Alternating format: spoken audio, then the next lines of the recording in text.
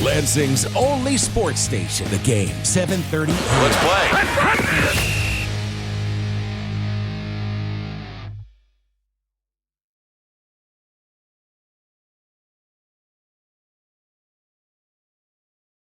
Thank you, good evening, and welcome to high school football on the Game, 7:30 a.m. WVFN, Dowding Industries presentation of high school football. Dowding Industries, recognizing the effort and commitment that athletes give to the sport of football. They're always interested in individuals that have the drive and desire to be successful in work and in life. Check them out at dowdingindustries.com. You may find a successful future here. Also brought to you tonight by Benedict Auto Body, the Body Doctor, Kitzmiller RV, the key to quality RVs, the Greater Lansing Sports Authority. No matter the sport, the Lansing Sports Commission can make your next event your best event. Plan on something greater. Find out more at lansingsports.org. And Keen's Variety Store in Mason. Great gifts for the entire family all year long. Yes, it's time for the big matchup. Mason at DeWitt, the top two teams in the mid-Michigan area. Many experts and observers feel are the top teams in the area. They're playing in week 2. I will have interviews, first with the Mason head coach, Gary Houghton, then my two-part interview with Brian Calloway, the prep sports editor of the Lansing State Journal, and then just before 7 o'clock, Eric Doc Love will join myself, Brock Palmbush, from Memorial Stadium in DeWitt for the coverage of Mason at DeWitt. But before we get to all of that, it's time for another edition of This Week in High School Sports with John Ross. A change allows for Michigan schools to play teams from around the country, and the MHSAA record book sees more names and new marks added. I'm John Ross, and this is This Week in High School Sports, powered by Michigan Student Aid. The list of teams Michigan schools are now allowed to play against has grown tremendously.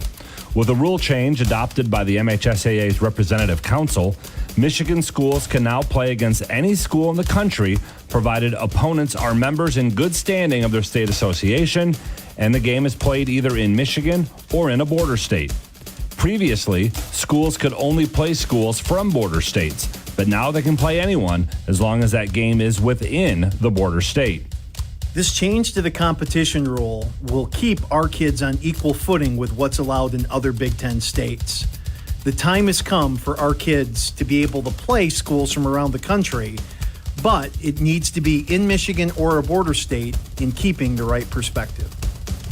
That was Mark Ewell, the executive director of the MHSAA. One example of this policy change happens this week. In football, Cass Tech is playing Montvale St. Joseph, a team from New Jersey. And that game is being played at Youngstown State University in Ohio, a border state. And we expect to see more games like this as the volleyball season ramps up and then into winter with both basketball and wrestling.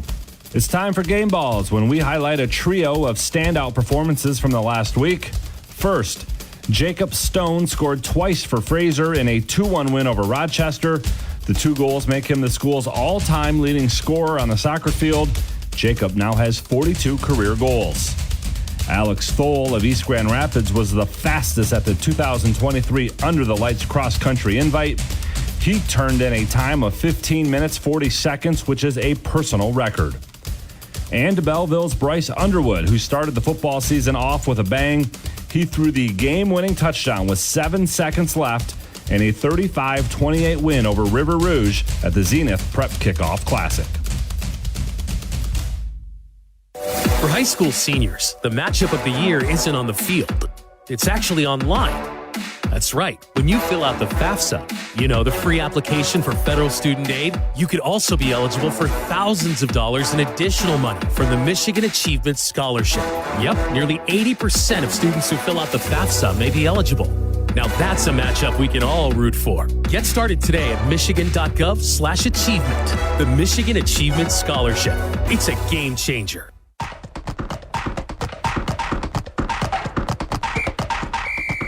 Our weekly Be the Referee feature takes a look at the fine art of officiating with the MHSAA's Director of Officiating Services, Sam Davis. Last week, we highlighted some major differences between high school football and the college and pros. This week, how about some of the things that are similar? New as of last year is the addition of a tackle box when judging intentional grounding. In high school, like college and pros, the quarterback must be outside the tackle box and throw it past the line of scrimmage for it to not be intentional grounding. Horse collar tackles are penalties at all 3 levels of play. The ball carrier must be pulled down backwards or to one side for there to be a foul. But if there is, it's 15 yards. And a receiver in high school level needs to have a body part down in bounds, the same as in college. But the NFL requires 2 feet in for a catch. Thanks, Sam. Now more than ever, we need officials. If you're interested, go to the MHSAA website now to register. For each sport the MHSAA sponsors, there is an online record book. At the end of each season, Communications Director Jeff Kimmerly updates every sport. Recently, updates from 11-player football were entered, including Ottawa Lake Whiteford putting up the 15th most points in a season with 664 total points last year. West Bloomfield's Samaj Morgan goes in for returning an interception 100 yards for a touchdown. That ties the all-time record for the longest INT return. And Muskegon's Mackay Guy ran for 6 touchdowns on a playoff win over DeWitt last year. Only 15 players in the MHSAA's history have run for more in a single game. And Guy returns for another season and more opportunities to improve on that. To see the complete list of individual, team, championship game, and coaching records for 11-player and 8-player football, go to MHSAA.com and click Football. You've been listening to This Week in High School Sports, powered by Michigan Student Aid, a production of the MHSAA Network. Thanks for joining us. I'm John Ross. We'll see you next week. Lansing Sports Station. The Game, 7:30 a.m.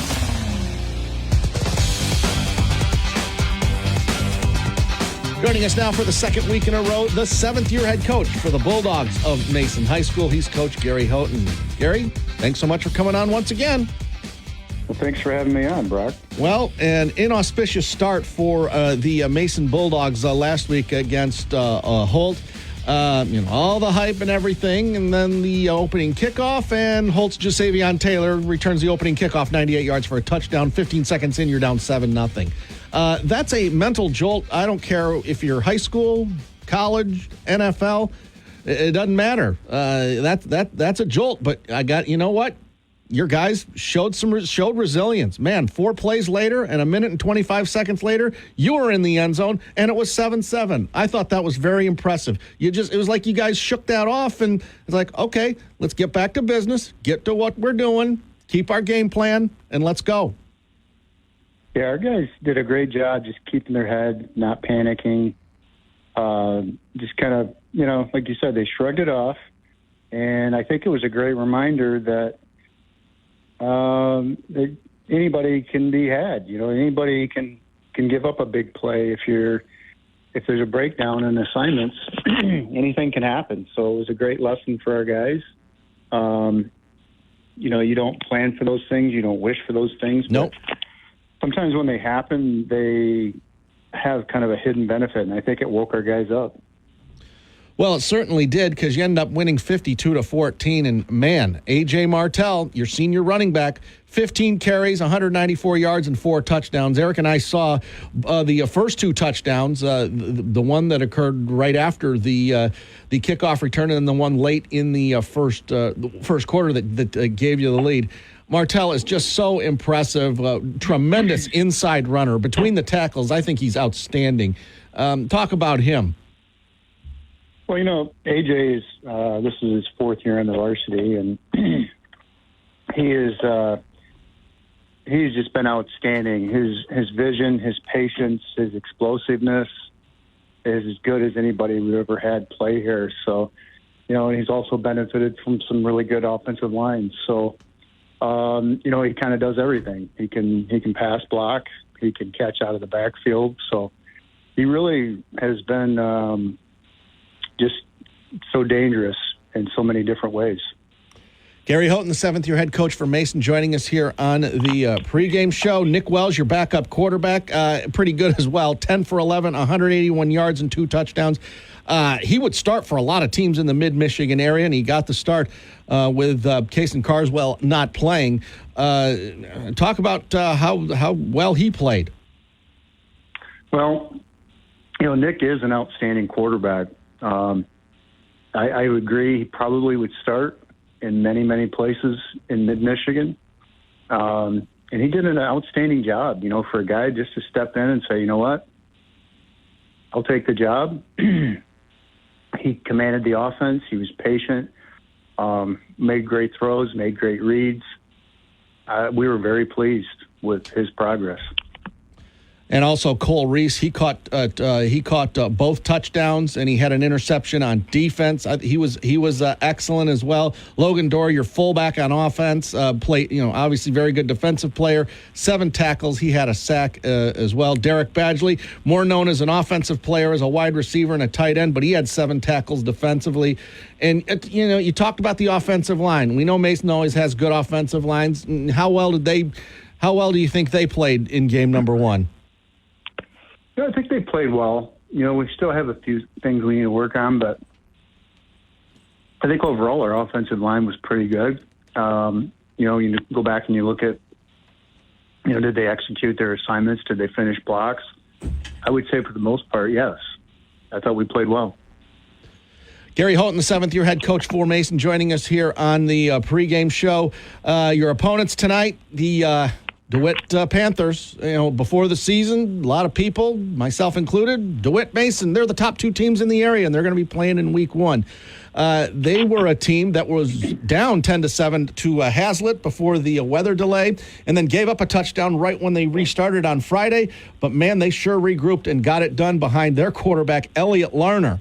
Yeah, only 69 yards passing, but, man, 227 yards on the ground and 4 touchdowns, and I understand they used an option offense. That's interesting, considering DeWitt's known for having passing quarterbacks. Yeah, Larner is an excellent quarterback. He's a true dual threat.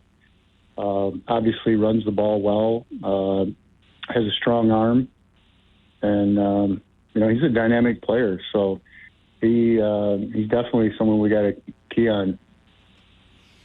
And talk about, before I go back to talking about your team, how, this is a game a lot of people have looked forward to.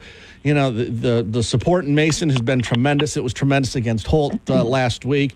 And I got a feeling, the DeWitt side's going to be packed at Memorial Stadium, but I got a feeling the visiting side's going to be pretty jam-packed as well. Yeah, I would anticipate a very, very large crowd for that game. Yeah, I'd certainly be close to a sellout, if not a sellout.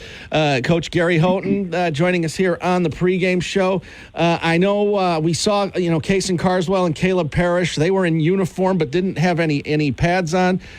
We had heard, earlier in the week that we had forgotten that Parrish was suspended because he had gotten ejected in the playoff game. So I'm assuming he'll be in uniform, and will Carswell be in uniform as well? Yeah, we're expecting both of them to suit up on the game. Okay. All right. They'll both be ready to go. Okay. Mm-hmm. Oh, all right. So, well, that's absolutely good to hear. Other than what we've just mentioned, what are a couple of keys to beat DeWitt? DeWitt's one of the best programs in the area. They were a bit down last year, but a lot of people have them back up this year. What are some keys for a big road win for the Mason Bulldogs? Well, I think this is a very, very good DeWitt team. You cannot give up big plays. We have to get their offense off the field. We can't let them eat clock, like I said, and make big plays. We've got to make some stops and force them to give up the ball. Their defense is very fast and very aggressive, so we're going to have to execute on offense. But one thing we've got to correct is the number of penalty yards that we had in last week's game. We're going to have to eliminate those. Yeah, you had 11 or 12. I mean, what's an acceptable number for most people is 0 or 1. But, your kids are going to make mistakes, and especially in the first week, you're going to have some penalties. But, man, you didn't expect 11, 12 penalties over 100 yards and penalties, did you? No, that, there were some things that we were a little undisciplined with, and we've corrected those things. So, we anticipate our penalty yards will be much lower. He is the 7th-year head coach for the Mason Bulldogs, Gary Houghton. Coach, thanks so much for coming on. Best of luck against DeWitt. Thank you. Thanks for having me on. And you're listening to your trusted source for high school sports coverage, the game, 7:30 a.m., WVFN. WVFN.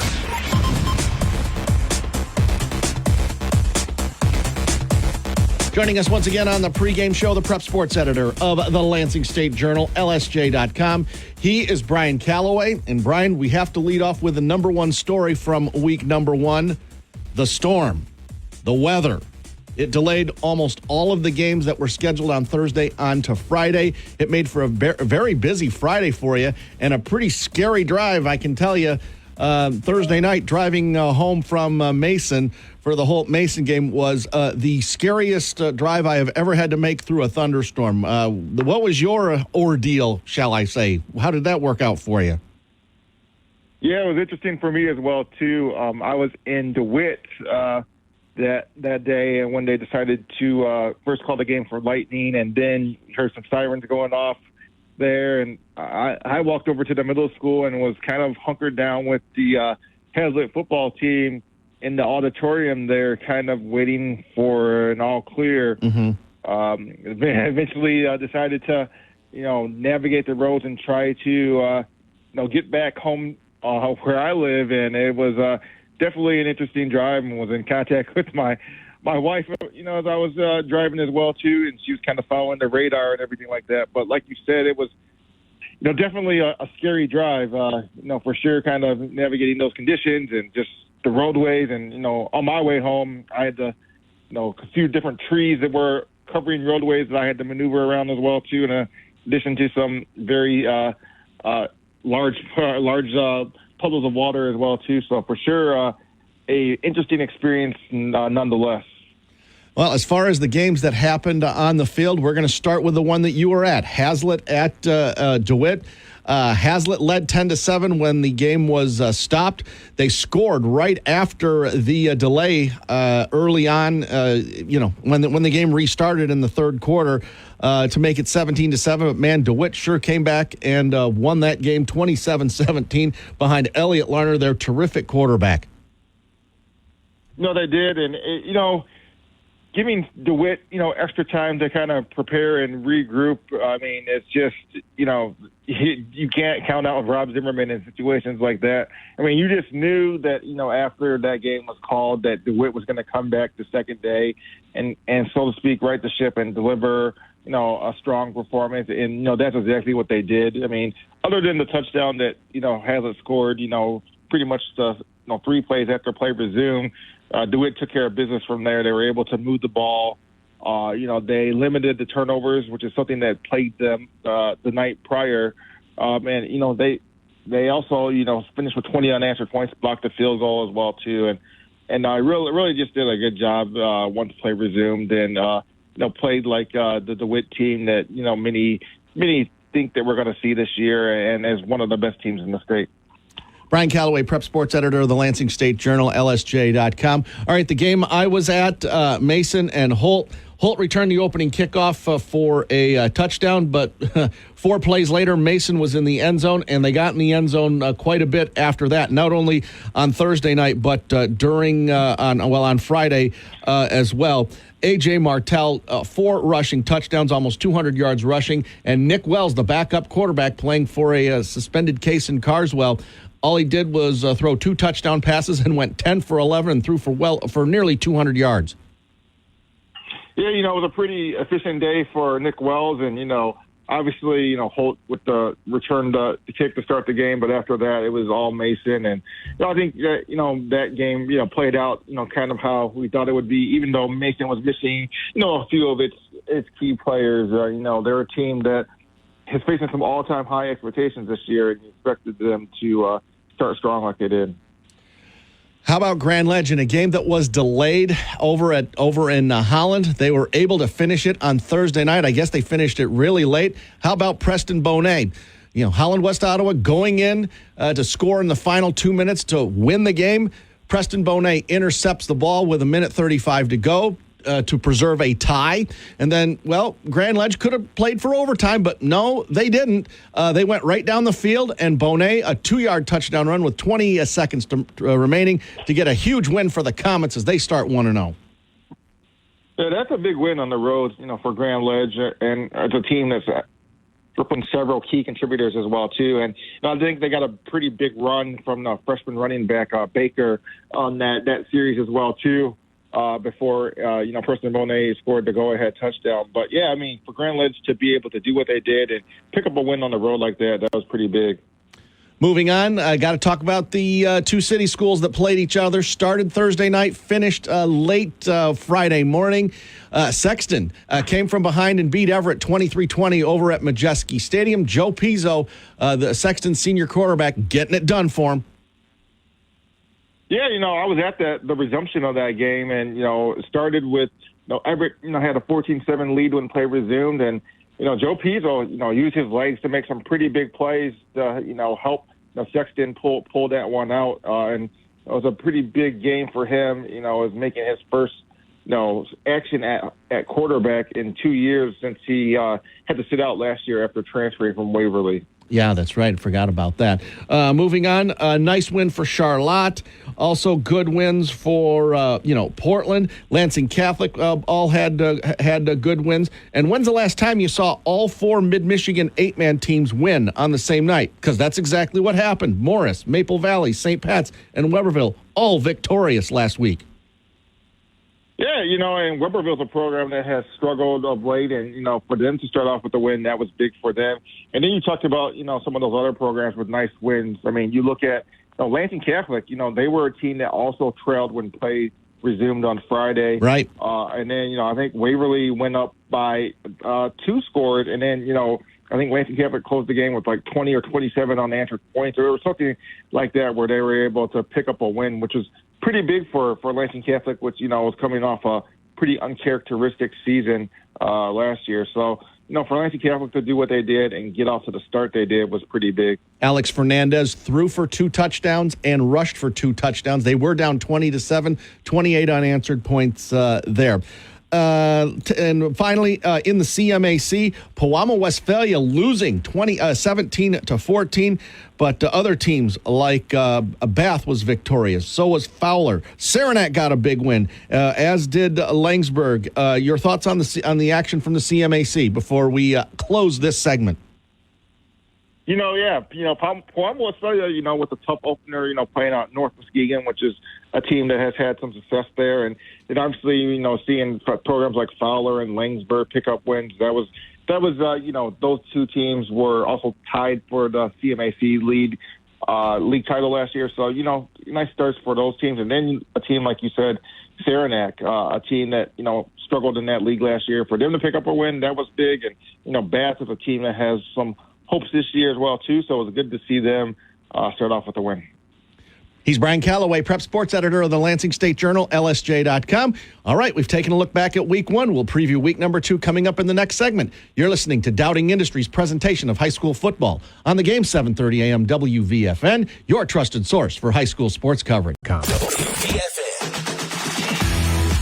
Back for another segment with Brian Calloway, the prep sports editor of the Lansing State Journal, LSJ.com. All right, we reviewed week 1 in the last segment. We will preview week number 2. Action begins in the newly expanded CAAC White and in the CMAC. First, let's start in the CAAC White.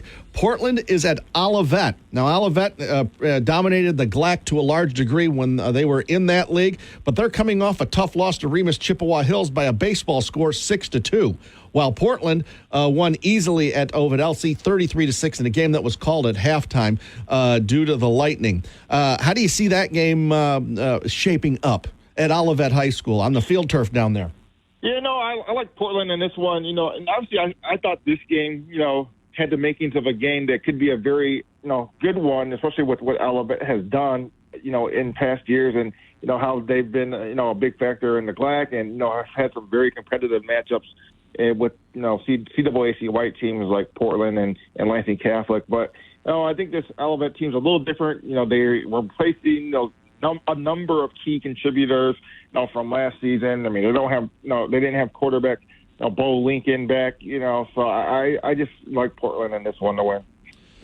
Moving on in the CAAC White. Sexton at Catholic. Both teams are 1-0. We talked about them in the last segment. This should be a close one here. I think I took Catholic, but I think this is going to be close. I got a feeling Sexton's better than they have been in the last couple of years.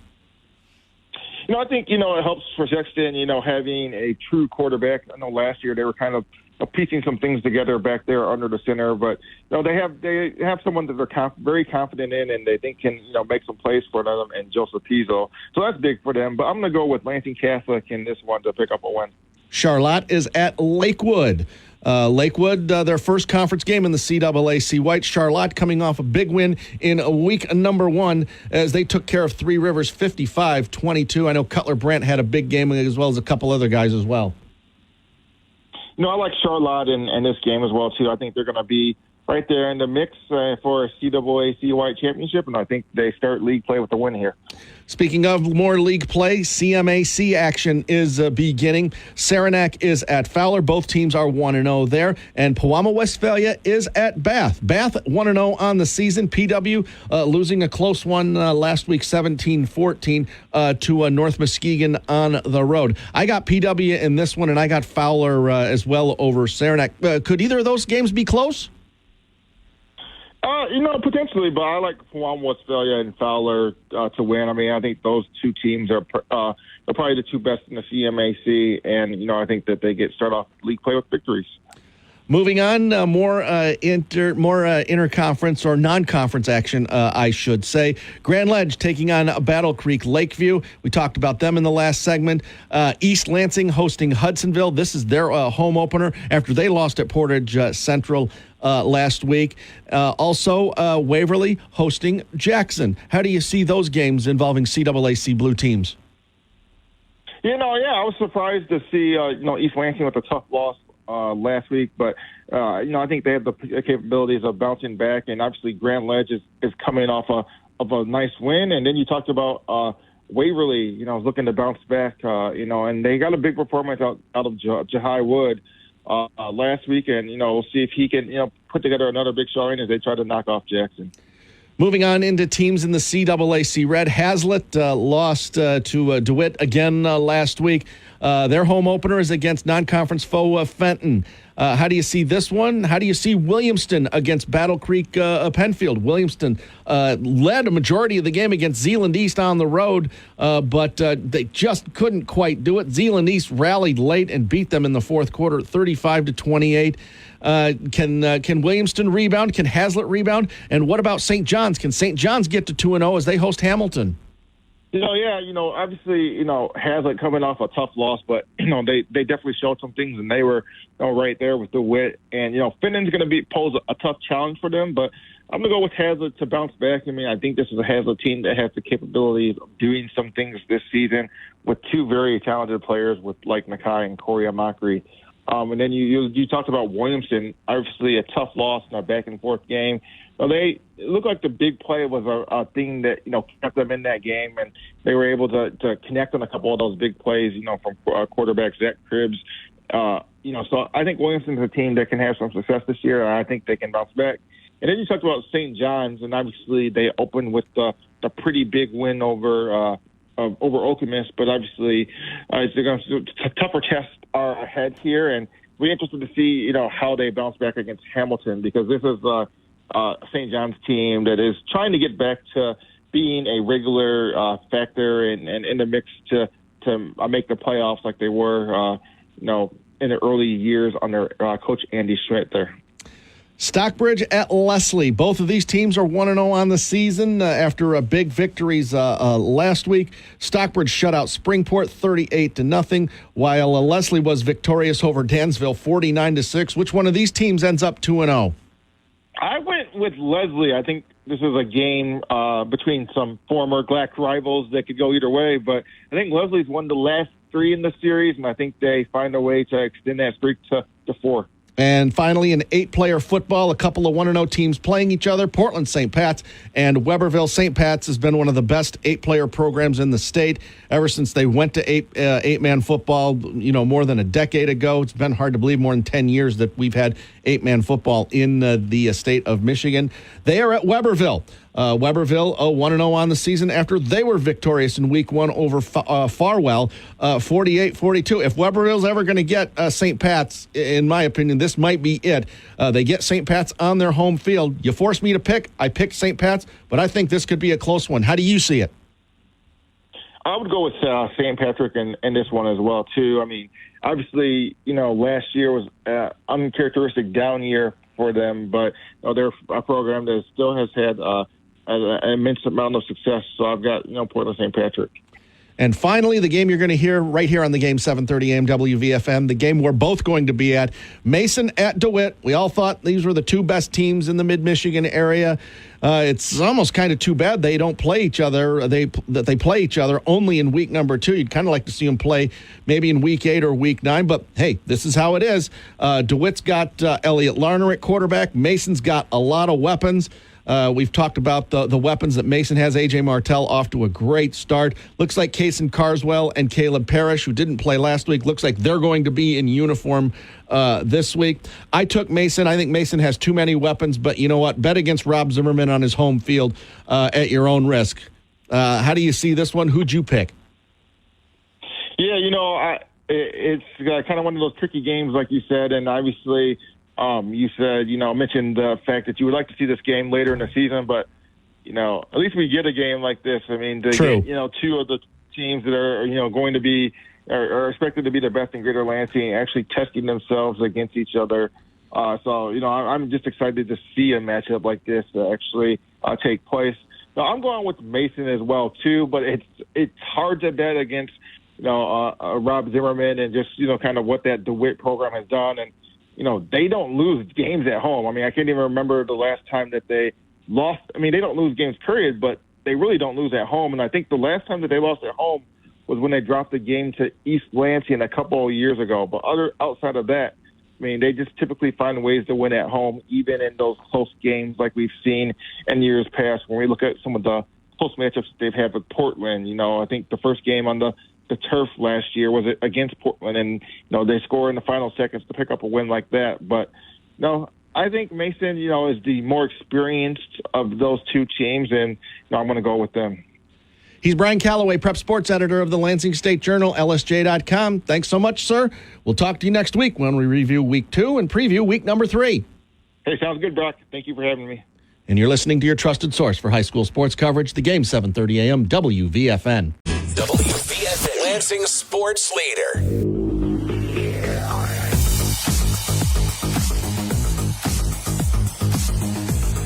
Good evening and welcome to another week of high school football. Here on the game, 7:30 a.m. WVFN. This is Dowding Industries' presentation of high school football, brought to you in part by Benedict Auto Body, the Body Doctor, Kitzmiller RV, the key to quality RVs, the Greater Lansing Sports Authority. No matter the sport, the Lansing Sports Commission can make your next event your best event. Plan on something greater. Find out more at lansingsports.org.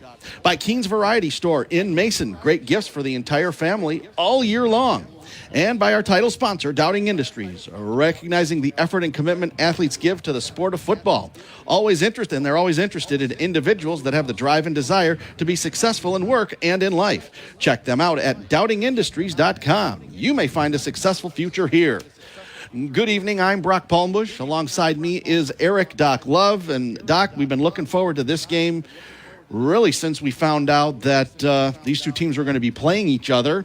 Really back in the spring when we found out they were scheduling each other. It's pretty incredible that two top teams in the preseason Division III rankings are playing each other this early in the season. Usually this is something you see, in the playoffs. Well, these two teams used to be former CAAC Red rivals, so they know each other well as far as school-wise, and they played each other overall through the years 26 times, so they're not unfamiliar with each other, but you're right, they don't generally play in the regular season, and they don't play this early more often than not, and they actually haven't faced each other since 2020, Brock. That came back in the district final, and DeWitt won that ball game 43-0, and that was kind of when things turned around for Mason as far as after that loss. Yeah. They've been one of the more dominant teams in the mid-Michigan area. Yeah, they certainly have. Both these teams 1-0 on the season. Mason beat Holt last Friday. Game that was finished on Friday. They won it 52-14.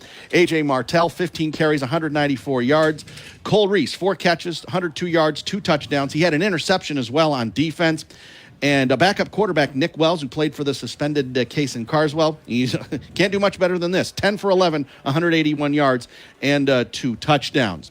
As for the Panthers of DeWitt, they rallied from behind. They were down 10-7 when the weather stopped the game last Thursday, as we're watching the flip of the coin happening right now. Eric, you pay attention to that while I finish this. Yes, DeWitt, they actually trailed 17-7 when Hazlitt scored right after the delay, right after the game was restarted the next day on Friday. But DeWitt rallied from a 17-7 deficit. They won 27-17, beating Hazlitt once again. Elliott Larner, 6 for 12 for 69 yards passing. But the main story is, when's the last time you've seen a quarterback go 31 carries, 227 yards, and 4 touchdowns? It's not that uncommon at times, especially in a Rob Zimmerman offense that has a running quarterback like Elliott Larner is. And his brother had 73 total yards in that ball game, too. But, they really got sparked, DeWitt, at one point in that second half when they restarted things up. And it kind of kick-started their offense and got things going in the second half of that ball game after, obviously, being delayed because of the weather. The flip has happened. Go ahead, sir. DeWitt won the toss. They have deferred until the second half. So Mason will get the ball, and they will defend. Looks like they're going to defend the north goal. This is a north-south field here. Memorial Stadium. This is the second year that they have had field turf here at DeWitt High School. They were supposed to get a new press box here by now. This would have been the first year of it, but the school board, or the school district as a whole, decided to put lights in this stadium first. So we are in the, what would have been the old press box, the current press box, but we're going to have new lights here, new LED lights all around the field, so everybody will be able to see the field clearly, let alone us. That shows that they're more important than us, which makes sense. Absolutely. Hey, no argument. No argument there. And both teams are warming up now. They have been warming up. DeWitt will be in their home dark navy blue uniforms with white numerals and gold trim around the numbers. Mason will be wearing the road white uniforms with red numerals, blue trim right around the blue outline rather around the red numbers, and we'll be ready to go here in just a little bit. Kick time is at 7 o'clock. Let's take a look at some of the other action around the mid-Michigan area tonight. In addition to this game tonight, Mason at DeWitt, Hudsonville is at East Lansing, Battle Creek is at Grand Ledge, Holt, who we saw last week, hosts Swartz Creek, Everett is at Eastern, Jackson at Waverly, and Oakham is trying to break that 32-game losing streak, tied for second longest active in the state, and that's because Pontiac, who had a 42-game losing streak, they beat Madison Heights Bishop Foley last week to break that 42-game winning streak. Congratulations to Pontiac High School there. In other action, Fenton is at Hazlitt, Fowlerville at Midland Bullet Creek, Hamilton is at St. John's. Williamston trying to rally from a tough loss last week. They host Battle Creek Penfield. Eaton Rapids is at Ionia. Charlotte is at Lakewood. Sexton at Lansing Catholic. That's the other top game in the area. Mm-hmm. Probably the third place game in terms of, as far as top level teams. Portland is at Olivet. Notoriety, maybe? Yeah, there you go. As action begins in the CAAC White this week. Those last 4 games I just mentioned, all CAAC White Division games. CMAC action starts this week as well. Palma Westphalia is at Bath. Saranac is at Fowler. Those are the league games. In non-conference play, Dansville hosts Rochester Hills Lutheran West. Potterville playing one of their 2 varsity games this year, playing at home against Genesee, and Langsburg is at Wyoming Kelloggsville. Potterville, other than the home-and-home series against Genesee, playing a junior varsity schedule, just simple lack of players. It's unfortunate. Potterville is a school that's been good in previous years, but it's been a struggle the last 5 or 10 years getting players. Keeping a roster. There's been talk that they could drop down to 8-player football. That hasn't happened yet, but you want to see them. You want to see them come back and at least be a competitive school once again. Wasn't that long ago they were a playoff team every year. Yeah, absolutely. We're hoping that sometime here in the near future they can get back to a regular 11-man schedule or 11-player schedule and get back to the CMAC and play a regular, because CMAC is low. They only got 6 teams technically right now going on. That are playing league games plays, this year, which is really, really surprising. That used to be a full schedule. There used to be 9 teams in that? 10 at one time, you're right. and then Carson City Crystal left. Fulton has left. Portland St. Pat's went to 8-player football, where they've been very successful, other than last year going to that. Some other action. Perry is hosting Holton tonight. Stockbridge is at Leslie. Ovid Elsie hosts Otisville Lakeville. And let's see, in 8-player football, Merrill at Morris, Marcellus at Maple Valley, Portland St. Pat's is at Weberville. All 4 8-man teams 1-0 entering play this week. How about that? That's impressive to start the season out. And you talk about Stockbridge and Leslie, former GLAC opponents facing off in a non-conference matchup tonight. Exactly. Dowding Industries presentation of high school football brought to you in part by Benedict Auto Body, the Body Doctor, Kitts Miller RV, the key to quality RVs. The Greater Lansing Sports Authority. No matter the sport, the Lansing Sports Commission can make your next event your best event. Plan on something greater. Find out more at lansingsports.org.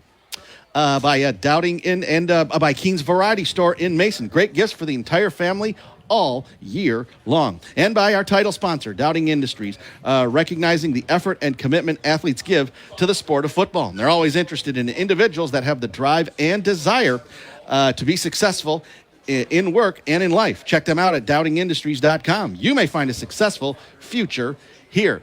Doc, before we take our break here, just keys to the game here, general thoughts on this contest. Well, let's go look at a little bit of the history of this matchup. DeWitt leads the all-time matchup against Mason 16-10. I mentioned before they were former CAAC Red rivals, and as soon as DeWitt left to go to the Blue, Mason has taken over, and they have won every single time in the CAAC Red. 2017 was the last time they met together in a regular season matchup, and I talked about it before. In 2020, district final, DeWitt won that one 43-0.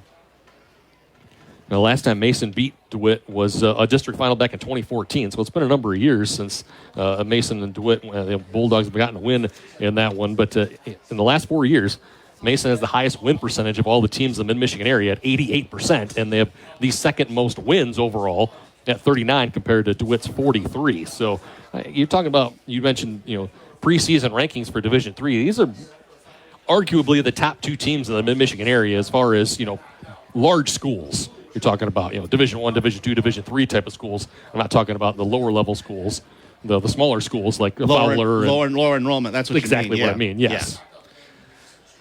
So, DeWitt and Mason, final preparations, crowd still filing in here. I got to tell you, I'm a little surprised it's not completely packed as of yet. I mean, we still got less than 15 minutes to go, but I got to tell you, I'm surprised. I mean, fans are still coming in, and we expect to sell it or pretty close to it, but I'm surprised to see some empty seats here. It takes people a little bit of time to get from Mason to DeWitt. Yeah, I mean, true, there's some. There's a little bit of still construction between Mason and Holt down there, so that'll cause you some backups. And yes.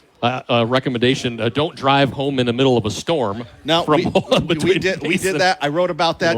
Go to the game 730am.com. I wrote about that. Never again. Yeah. Never that bad of a storm. My goodness. Well, we were up in the press box for people who weren't listening last week. We were at the Mason Holt game, obviously, and the weather came in. It was bad. We kind of sat there and waited, and we're hoping that maybe at some point they'd get the game finished up. We wouldn't have to wait until Friday for them to keep going. But, I got the alert on my phone, and it said 80-mile-per-hour winds. And I said, Brock, I'm out of here. I'm not standing in this press box when there's 80-mile-per-hour winds. I was right behind you, but I drove right through the heart of it, turning north onto Cedar Street off of Kip Road, right where the big supermarket is. Yeah. And it was not fun, shall we say. We'll take a break, and we'll come back and tell you more about this big Mason Ed Hazlitt game. You're listening to Dowding Industries presentation. What's that? You said Hazlitt. You meant DeWitt. Did I say Hazlitt? You did. Mason and DeWitt from Memorial Stadium in DeWitt. Here on Dowding Industries presentation of high school football. On the game, 7:30 a.m., WVFN, your trusted source for high school sports coverage. Welcome to Be the Referee with MHSAA registered official Paige Winnie. With a runner on first base, the batter hits a ground ball to the third baseman. The third baseman fields it and overthrows the first baseman with the ball going out of play. What bases are the runner and the batter awarded? Should it be runners on first and second, runners on second and third, or a run scored and the batter goes to second base? If you said runners on second and third, you are correct. With the overthrow going out of the field of play, the runner and the batter are awarded 2 bases each at the time of the pitch. The runner on first goes to third. The batter goes to second. And now the next batter is up with 2 runners in scoring position. Thanks, Paige. You can be a referee. Go online now to register at MHSAA.com. Be the referee as a part of the MHSAA network. WVFA.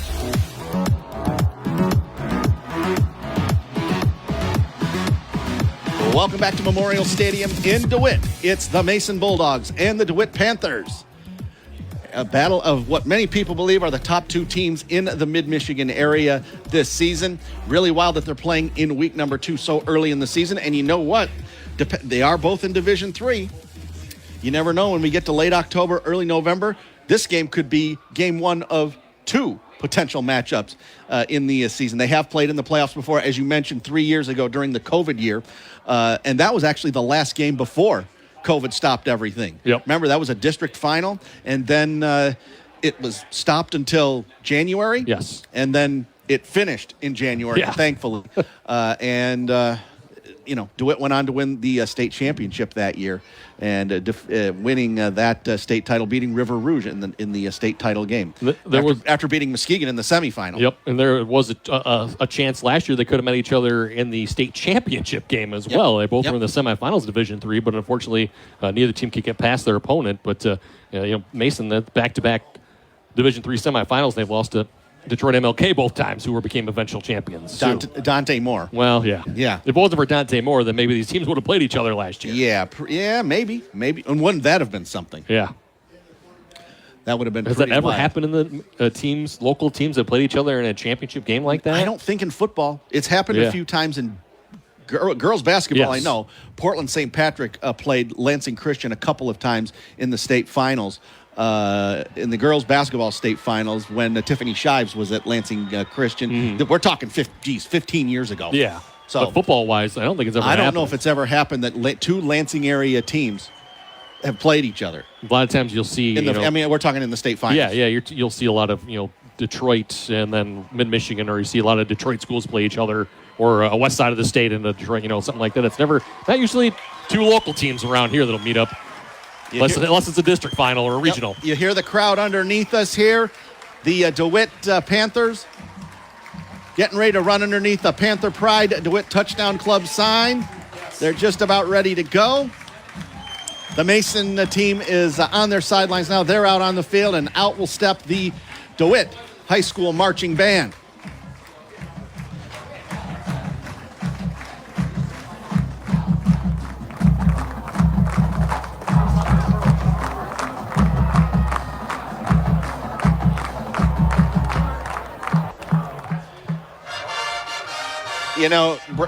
Eric, this is what's so great about high school sports: the marching bands, the parents, the atmosphere, the intimate local atmosphere that you only get in high school sports. Student sections. Yep. You get that to a large degree at the college level, but it's different at the college level. Bigger stadiums, bigger arenas, just bigger. This is a lot more intimate, and this is. It's really great. I mean, we're biased, but hey, it is. It's really great. And it's nice when the weather is beautiful like it is today. Last couple of days have been very nice compared to last week when it was dreadfully hot, and obviously with the weather and the storms. So yes, absolutely. And here comes the DeWitt team coming out onto the field. Coin flip was just a few minutes ago before we went to our last break. That was DeWitt won the toss, and they deferred. So Mason will get the ball first. We saw last week Holt win the coin toss, take the ball, and then the kickoff was returned for a touchdown. Yeah, Jasavion Taylor, 98 yards for a touchdown. Not too often do players and coaches accept the coin toss and receive the ball to begin. Usually teams will defer. Most of the time they do. Most of the time that happens. Most of the time, because they want to get the ball to start quarter number 3. Yep, you're hoping for that double effect where you score a touchdown before the half, get the ball back after the second half. Exactly. All right, we're set to go here from Memorial Stadium. We'll have the opening kickoff and the game itself. Mason at DeWitt. Here on Dowding Industries' presentation of high school football. On the game, 7:30 a.m., WVFN, your trusted source for high school sports coverage. East Lansing, a town square media station. Lansing sports leader. The Game, 7:30 a.m.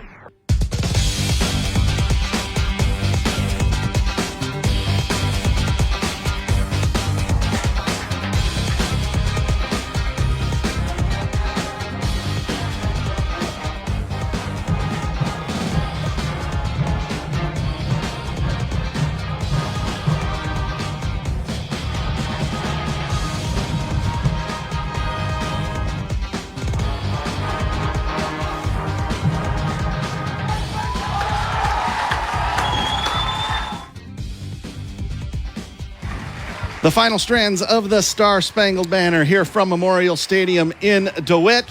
And we're just about ready to go here for this big non-conference matchup.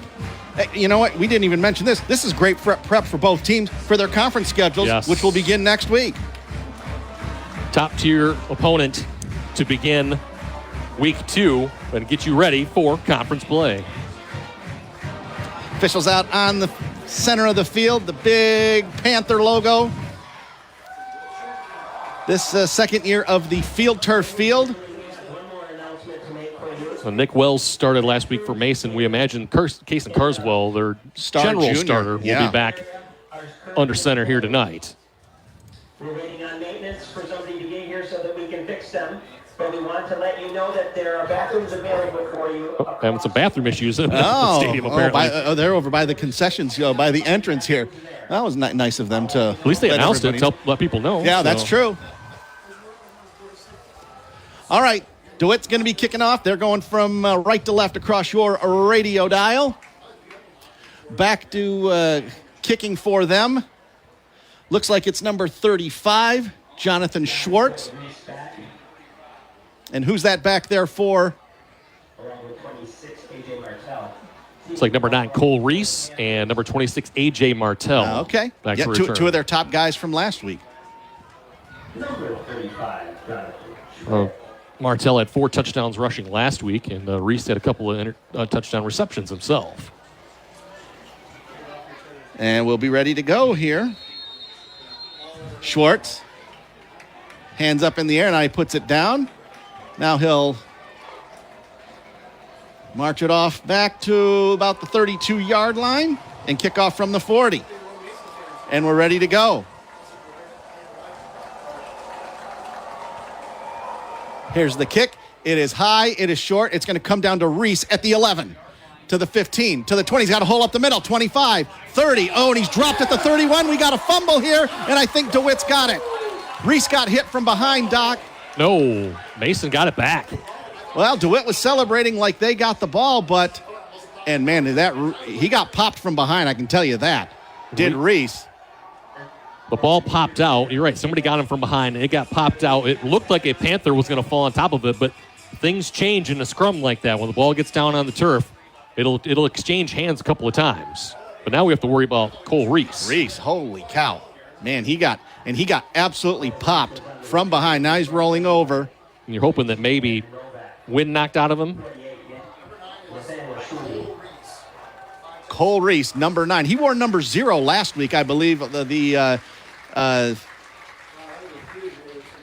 their home jerseys. He's wearing number 9 tonight. Ball is marked at the 31-yard line. Looked like DeWitt was going to have it. Man, he got popped, and understandably why he fumbled. I think a Panther got it initially, and then, like I said, when you get it scrum like that, it can exchange hands a couple of times, and whoever's the strongest can pull it out. And let's see who's going to play quarterback. Is it Carswell? Is it Wells? It is Kason Carswell. The star junior quarterback. He started for 2.5 years for head coach Gary Houghton. Played some time as a freshman. Started as a sophomore and got a little split time, but was a starter majority of the time. I formation behind Carswell, wing to the left. Martell, the tailback. Handoff, Martell. Nothing doing. Loss on the play. Number 64 in the backfield for DeWitt. That's 64, Dominic Ryan. Great penetration by the DeWitt defense. And Martell, a generous spot, just a loss of 1, really more than that. Gave him forward progress, so just a loss of 1 there. I formation again for Mason. Carswell under center. 3 wide receivers, though. 2 to the left, 1 to the right. Carswell, play action pass. He's going to throw it deep to the left. It's a high pass. It is caught, and it's going to be a first down. Is that Nick Wells? Number 12. Oh, number Tyler 12. Baker. That's Tyler Baker. Not number 2. That's number 12, Tyler Baker. Nice pickup there. Needed 11. Got 12. First down, Mason. Baker with the comeback route went just past the line to gain there. Came back for the ball. It was a little bit high from Carswell, but Baker was able to haul it in and fight forward for the first down.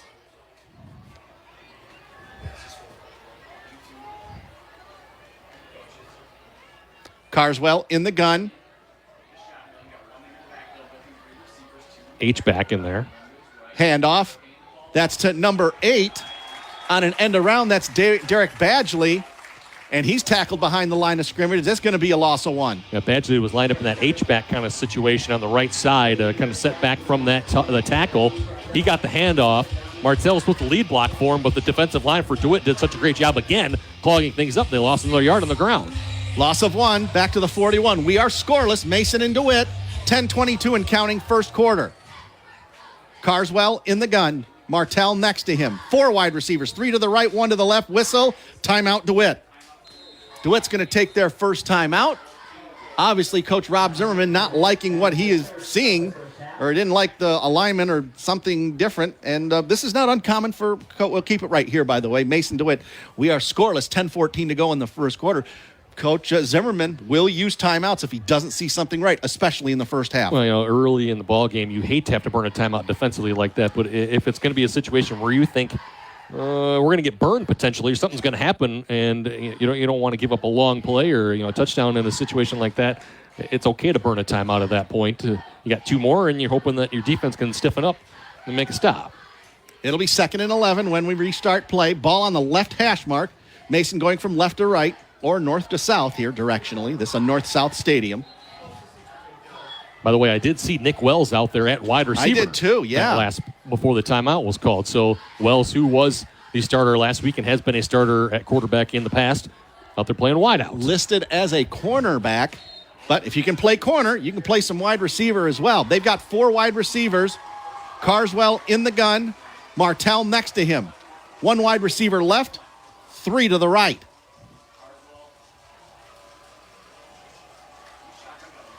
Dropping to throw is Carswell. He throws it high. He throws it deep. He's got a man out there. It's overthrown. Caleb Parrish was open, but he overthrew him by about a yard. If that ball's perfectly thrown, Doc, it's at least a long gain, if not a touchdown. And you know why it wasn't? Because the pressure up the middle from Jaden Bender, defensive back, came in. He caused Carswell to throw the ball before he wanted to, because this wide receiver, Caleb Parrish, had gotten the separation from the defender. But defensive pressure will do that. Make the quarterback throw it before they want to.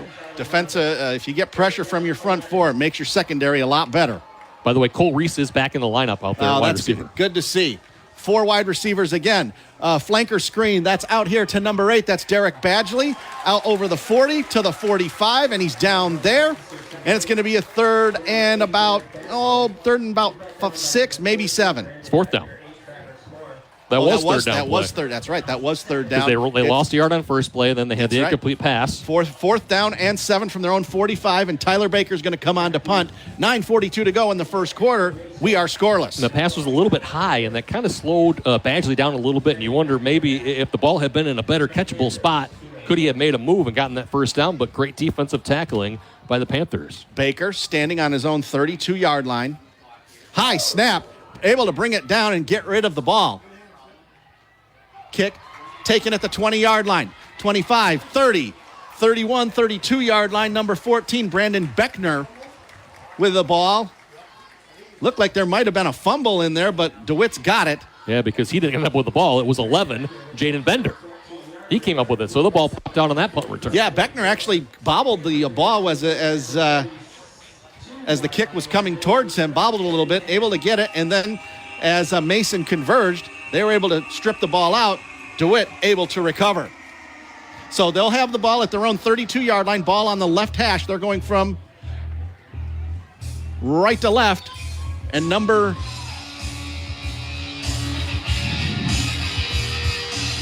Elliott Larner, their own junior quarterback.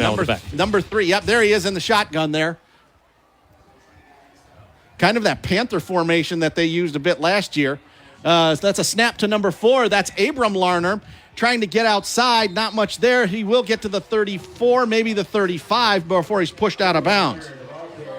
Ball, actually, he was going in motion, was Abram, and he actually took the snap. I'm not sure if he was supposed to get that. Yeah, not sure either. But the timing worked out perfectly for him to haul it in. Gain of 3, pushed out of bounds. 9:07 to go, first quarter. Second and 7. Tight formation. That Panther formation that they used a lot last year. Now they switch it up. Now they're going to spread it out. 3 wide receivers to the left, a wing on the right. Elliott Larner, straight to drop the throw out of the gun. Gets away from pressure. Sack, fumble. Sack and a fumble. And Mason's got it inside the 30-yard line. Connor Osipsik with the pressure. He gets the sack, the fumble, and the recovery. He was running past Elliott Larner, who was looking down to the 3 wide receivers on the right side of the field. Nobody was open. Osipsik comes in, strips it with the right hand, and falls on top of the ball. And here's your first turnover of the ball game. The ball has been on the field too much already in this ball game for both these teams. 3 times already in 3 minutes. 9:01 to go, first quarter. We are still scoreless, and Mason in major league scoring position. Carswell in the gun, Martell next to him. 4 wide receivers, 3 to the left, 1 to the right.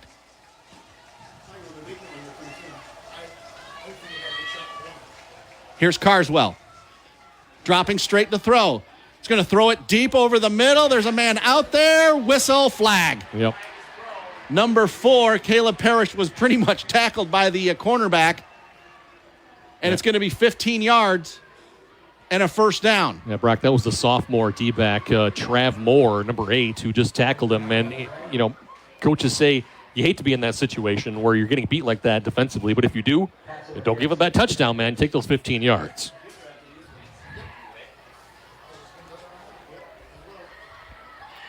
So they'll move it down to the 12-yard line from the 27, and it should be first and 10. Yeah, they haven't moved the chains yet. There they go. Oh, it's half the distance. Oh, it's inside the 30-yard line. Yes. That's why. So a 13-yard penalty, not 15 yards. First and 10 from the 14-yard line. 8:54 to go, first quarter. We are scoreless, but Mason knocking on the door. Handoff, fake. It's to Martell. He gets away from the original tackler, falls forward to the 10-yard line. He did good just to get that much because DeWitt, once again, had penetration. Yep, 44 out there. Cooper Chambers, the sophomore linebacker, he started to get him. Didn't quite get it, but then finished the job. Martell, strong running, able to get 3. Doesn't get a great spot. Looked like he was down at the 10-yard line, but they mark him down at the 11. 2nd and 7 from the 11. 8:22 to go, first quarter. We're scoreless between Mason and DeWitt. Brock Palmbush, Eric Doc Love, glad you're joining us here from Memorial Stadium in DeWitt. Spread formation again. 4 wide receivers, this time 3 receivers to the right. Martell next to Carswell in the gun. Straight back to throw. Carswell, now he's going to scramble inside the 10, inside the 5. Touchdown. Touchdown, Kason Carswell. Made it happen all by himself, Brock. That was not an intended quarterback draw. Did a good job of scrambling away from some pressure and found daylight. And now Mason's up 6-0 with 7:56 to go in the first quarter. When he dropped back looking in the end zone, nobody was open, and pressure was coming up towards him from the right side. He stepped up. He saw a little bit of a length, got a juke move on the linebacker that was kind of spying on him and was able to get it into the end zone. Colin Winters for the extra point. Kick is up. It's good. And so with 7:56 to go in quarter number 1, it's Mason 7, DeWitt nothing. We'll take a 30-second break and come back. You're listening to Dowding Industries' presentation of high school football on your trusted source for high school sports coverage, the game 7:30 a.m. WVFN. Lansing Sports Leader, WVFN.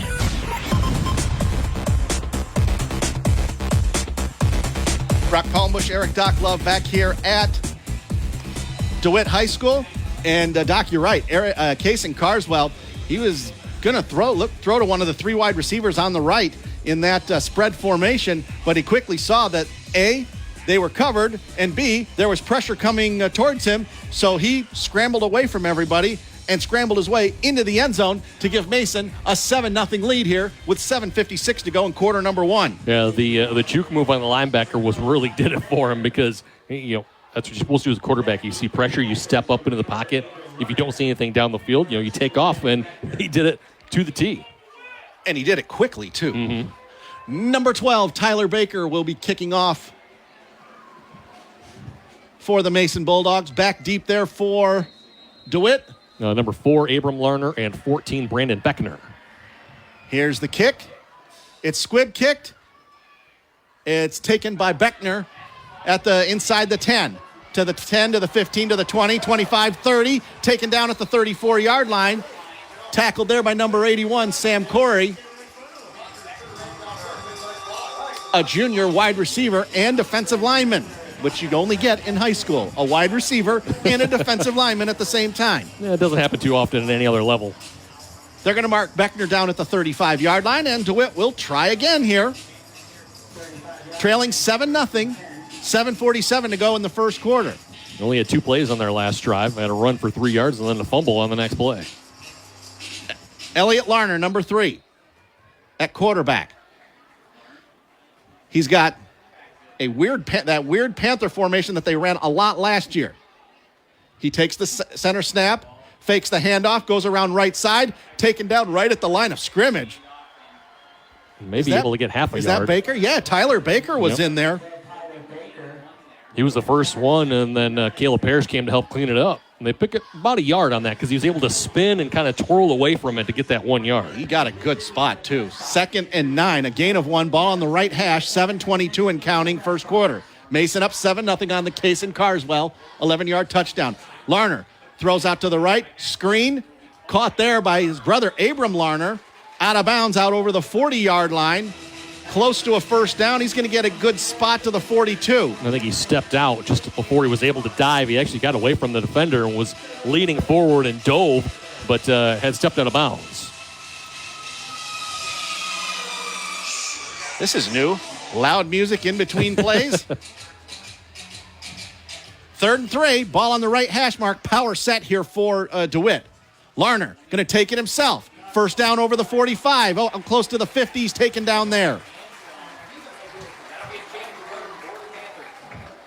Baker was in on the play as well. He had some help from his friends, but not before he picked up 8 yards on a first down. Basically single wing out there. That's what it looks like. It's a variation of it, yeah. It's a variation of it, and here it is again.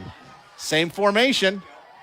Now inside handoff, that's to Abram Larner trying to get outside, nothing there. It's going to be a loss of 1. Baker was there. Number 81, Sam Corey was there. Logan Dorr. Nick Wells was there. It was a combination. It was a group of Bulldogs to haul it in there. 2nd down and 10 from the 50. No gain. 6:06 to go and counting first quarter. Larner dropping to throw. All by himself in the shotgun. Rolling right. Throwing right.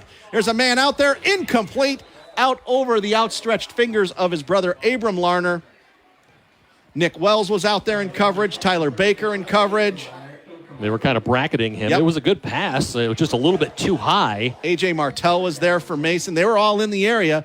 Perfect pass, and that's a completion, however. Yep. Abram, maybe if he'd have been an inch or two taller, his brother would have found him for that. It would have been a nice game. 3rd and 10 from the 50-yard line. Tight formation here, but there are 4 wide receivers, all in a tight formation. Larner dropping to throw. Throws it deep. Over everybody's head. Incomplete. DeWitt fans looking for a flag. None coming. The ball had been thrown a little bit further past him, and he would have been able to catch the ball no matter what. And I know that's not really a rule in high school. It's not a rule in high school, but there was some contact, but it might have been right when the ball got there. It came a little bit after the ball had already sailed over his head. Looking, of course, Elliott looking for his brother Abram again down the field, and again, another perfect pass would have gotten it to him. All right, who's that back there in punt formation for DeWitt? It's 35 again, so that's Jonathan Schwartz. Jonathan Schwartz, kicker and punter. And A.J. Martell back for Mason. Standing on his own 11-yard line. Schwartz standing on his 37-yard line. 5:50 to go first quarter. Mason up 7-0. High snap. Schwartz brings it down. Gets the kick away. Nice kick. Martell back to his own 7-yard line. Out over the 10. Breaks a tackle. 15. Goes left. 20. 25. 30. 35. 40. 45. 50. 45, 40, breaks another tackle. He could go. He's going to go. Touchdown, Mason. Wow. 93 yards? Yeah, that sounds about right. right. Back to the 7-yard line. A.J. Martell. Well, 93-yard punt return for a score.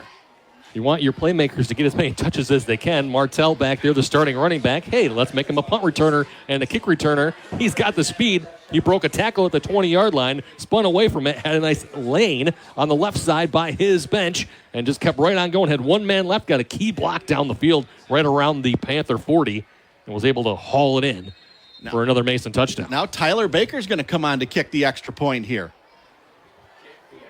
High snap, fake snap. Fake, they're going to go for 2. High pass, caught at the 1-yard line by number 8, Derek Badgley. But the 2-point conversion is no good. That was interesting to say the least. I don't think it was intended. I think it was a low snap, and there was nothing they could do. They had to pick it up, and you yell, what, fire, fire, or whatever you have your call, and somebody runs out there for a route. They had the completion, but it was a little bit short. A little surprised to see Tyler Baker out there. He didn't kick the first extra point, did he? I don't think he did. No, I don't think so. But with 5:28 to go, it's 13-0 Mason after the A.J. Martell 93-yard punt return for a touchdown. So, DeWitt fumble. Mason scores. Then Mason stops DeWitt. DeWitt has to punt. Mason scores right off the punt. A.J. Martell, 93-yard punt return for a score. It's 13-0 Mason. We'll keep it right here. Dowding Industries' presentation of high school football is brought to you in part by Benedict Auto Body, the Body Doctor, Kitzmiller RV, the key to quality RVs, the Greater Lansing Sports Authority. No matter the sport, the Lansing Sports Commission can make your next event your best event. Plan on something greater. Find out more at lansingsports.org. By Keen's Variety Store in Mason. Great gifts for the entire family all year long. And by our title sponsor, Dowding Industries, recognizing the effort and commitment athletes give to the sport of football. And they're always interested in individuals that have the drive and desire to be successful in work and in life. Check them out at dowdingindustries.com. You may find a successful future here. Brock Palmbush, Eric Doc Love here at DeWitt High School. It's 13-0 Mason. After the A.J. Martell punt return for a score. Baker kicking off. Kicks it to 34. That's number 14 rather. That's Brandon Beckner. He takes it out over the 20 to the 25, veers off to the right, taken down right around the 30-yard line by a pack of dogs. Looks like number 7, Owen Attaway with a stop. Number 7, Owen Attaway, a junior, in on the tackle. It'll be 1st and 10. DeWitt at the 30-yard line. And, Doc, I know it's early in the game. We've got 3.5 quarters to go, but you're down 13-0 if you're DeWitt. You need to do something on this drive. You're hoping to, at the very, very least, get the ball into enemy territory. Elliott Larner going to take the snap and go to the right. Now veers back towards the middle. Nice gain over the 30 to the 35. Found a little bit a hole there between the right guard and the right tackle. It'll be 2nd down and 5. It's that single wing looking formation where he's got a guy next to him. They got an H-back out there. They got a tight end and a tight wide receiver on that side. Panther formation again. Now the snap comes back to the running back. That's number 24. That's Reese Baker, a senior. He will not have a first down. It's going to be 3rd down and short. Official stopping play for the moment. Picked up a pair, got 2. We had a helmet come off. Oh, that's why the official stopped the clock. 4:49 to go, first quarter. Mason up 13-0. The clock's running now at 4:45. 3rd and short here for DeWitt. Larner takes the snap himself. He's going to have a first. Is he going to have a first down? It's close. I think he can come up a little bit short, Brock. was picking his way and taking his time, trying to fit a bit of a seam to get through on the right side, and the Bulldogs closed it off, and he's about half a yard shy. Yeah, he's a half a yard short. They're not even going to measure. It's 4th down and about a foot to go. Now, there's a lot of coaches that would punt in this situation, but you know what? You're down 13-0. You got to make something happen. They're going to go for it, at least line up to go for it anyway. Larner takes the snap. He's not going to get it. Let's see. Depends on the spot. Mason says they stopped him. We'll see. I think he barely got back to the line of scrimmage, Brock. What a push by the Bulldogs defensively. He's going to get a good mark. We'll see. No. Hang on. He's half No, he didn't get it. He did not get it. First down, Mason. They tried the same play back-to-back. They were going to go hurry up, but that lineman who had lost his helmet on the previous play came out, then came back in. They had to wait for him to get back onto the field, get set up. They were trying to hurry up and hopefully catch Mason off guard, and it didn't work. Man. So Mason. That's a huge gamble, Brock. You can't go against that in that situation. It was 4th and a foot. You got to make something happen. Yep. Rob Zimmerman being aggressive. I can't fault him here. Nope, not at all. Give Mason credit. They get the stop. 4:07 to go, first quarter. 13-0 Mason. They're at the DeWitt 39-yard line. Carswell in the gun. Is that number 23? Caleb Vaughn next to him. 3 wide receivers right, 1 to the left. Carswell. Now Vaughn shifts over to the left. Hands to Vaughn inside the 40 to the 37, and that's all he's going to get. Number 54, Jonathan Terrell, in on the tackle. It'll be a gain of 2. They say a gain of 3, really 2.5. It was 2, yep. Now, Mason goes to hurry up offense. They don't even huddle. They line up 4 wide. Carswell back to throw. In the shotgun, throws it out deep left. Caught! Touchdown! Tyler Baker! Safety came over, and I thought he was going to get it. Brock could pick it off. Nope. Tyler Baker hauls it in from 37 yards out.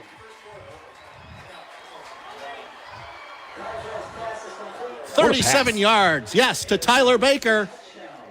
And it's 19-0 Mason. Go for the shot, and I thought this, like I said, Brock, I saw the safety running over there, and I thought for the last second that Trav Moore was going to get in there and pick it off, but the pass found its way right into the hands of Tyler Baker. A stunning touchdown. You maybe could tell the surprise in my voice when I was calling it. Wow. Carswell gets the snap. Tyler Baker, the kick. It's up just inside the left upright, and it is good. So with 3:35 to go in quarter number 1, yes, folks, this score is correct. Mason 20, DeWitt nothing.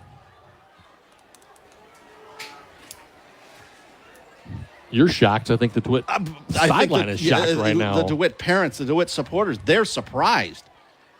I think Fred Heumann told Tim today on Stout on Sports, DeWitt's lost like 1 game at home in the last 11 years since 2012, and that was a playoff game. Yep, it was. It was either Orchard Lake. It was Orchard Lake. Orchard Lake St. Mary's. Yeah, I couldn't remember if it was St. Mary's or if it was like not Detroit Catholic, one of the big Detroit schools. It was Orchard Lake St. Mary. I was here for that ball game actually.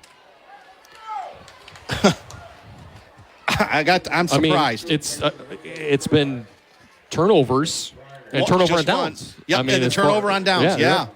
Even though a turnover on downs doesn't technically count as a turnover. So Kason Carswell, in his first game as a junior, didn't play last week due to a suspension. He's got a rushing touchdown and he's got a passing touchdown right now. Yeah. Man. Tyler Baker back to kickoff from the 40. Gets it away. And it comes down to the 10-yard line, where it's taken there by number 2, Jensen Ridley. Off to the left, 20, 30, 40, 50, into Mason territory, knocked out of bounds by Tyler Baker. And DeWitt now has great field position, first time in Mason territory. That's the spark that they needed. The sideline getting excited, the fans were ready for it. They're going to mark him out of bounds at the Mason 41, and let's see if DeWitt can do anything with this. I said they needed to do something last drive. They didn't. Well, now, with less time on the clock and down another touchdown, they really need to do something on this drive. Even a field goal would be good here. Just looking for points. Panther formation again. Elliott Larner in the shotgun, 3 wide receivers, 2 to the right, 1 to the left. Larner dropping to throw, out of the gun, throwing deep, down the left side. Ridley's there, knocked away at the last minute by Cole Reese. Wow. Excellent coverage by Cole Reese. Ball was slightly underthrown, which allowed Reese to get into the path of the ball. Yep. If that ball's thrown perfectly, a la Aaron Rodgers in his prime, that would have been a touchdown. It was a great pass. It just wasn't quite what it needed to be. It needed to be a perfect pass. Yes, it was very good, not perfect. As a result, incomplete pass. But Reese was in position. Give him credit. Now a double reverse. Here's a pass by Traverse Moore. Throws it out to the right. Incomplete. Number 8, Traverse Moore, on a double reverse. And then he was going to pass. And he threw it, I think, behind the intended receiver.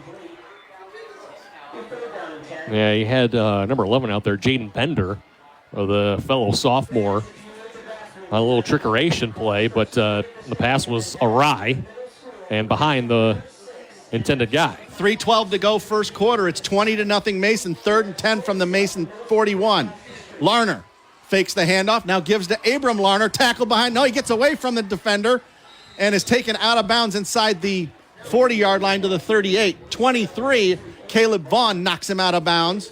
They say he was down inbound, so the clock's going to continue to run, and it's going to be 4th and long. He picked up 3 on that. He looked like he was going to get pulled down from behind. Was able to break away from it. And it looks like the Panthers are going to punt. Panthers they're going to at least line up to punt here. Man, great field position, unable to move the ball. 3 plays, 3 yards. Well, they went deep on the first one. They had a trick play on the next one, and then this one they go with a conventional jet sweep. 2.5 minutes to go. First quarter, it's 20-0 Mason. And they're going to get the ball here. Back to kick, Jonathan Schwartz. Gets the kick away. It is high. It is short. It is inside the 5 in the end zone. Touchback. Cole Reese was at his 1, stepped up to the 5, and then the ball went well over his head into the end zone. So Mason will get the ball at the 20-yard line, so a net of only 18 yards with 2:16 to go in the first quarter.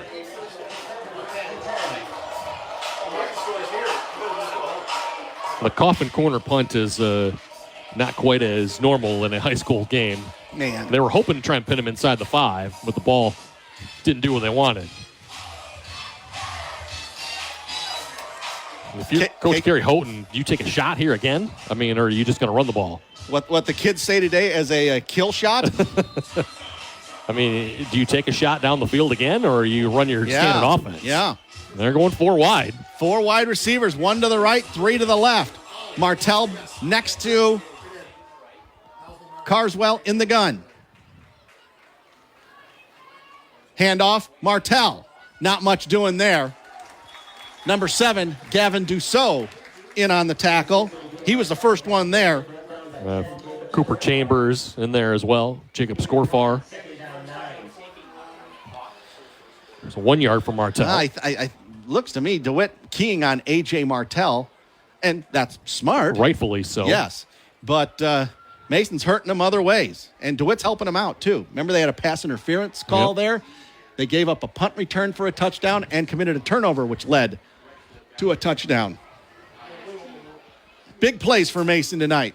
They've got a 20-0 lead with 1:37 and counting in the first quarter. Carswell dropping to throw. Screen pass left. It is caught by Cole Reese, number 9, and he's taken down at the 20-yard line.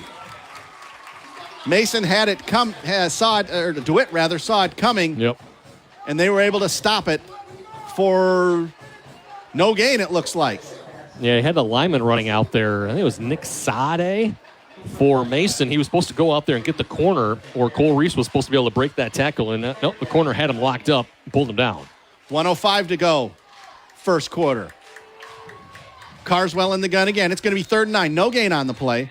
And now we got a flag down. Illegal substitution? 12 men on the field. Yeah, I think it's what it is. Be the first penalty of the game on Mason. Yep. I call it illegal participation. So that'll move him back 5. 59 seconds to go. First quarter. Mason up 20-0. Cason Carswell, an 11-yard touchdown run. Carswell to Tyler Baker for 37 yards and a score, and A.J. Martell, a 93-yard punt return for a score. Now we got more whistles, and what's going on here? You're going to get a timeout.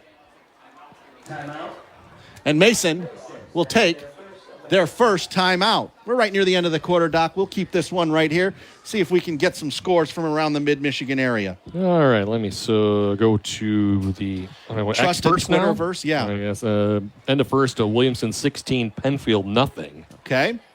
There's a team that needs a win. Mm-hmm. Williamson had a chance to win last week, but just couldn't quite finish the game. Dansville, end of the first, they're down 14-0 to Lutheran Northwest. That's Rochester Hills Lutheran. Okay.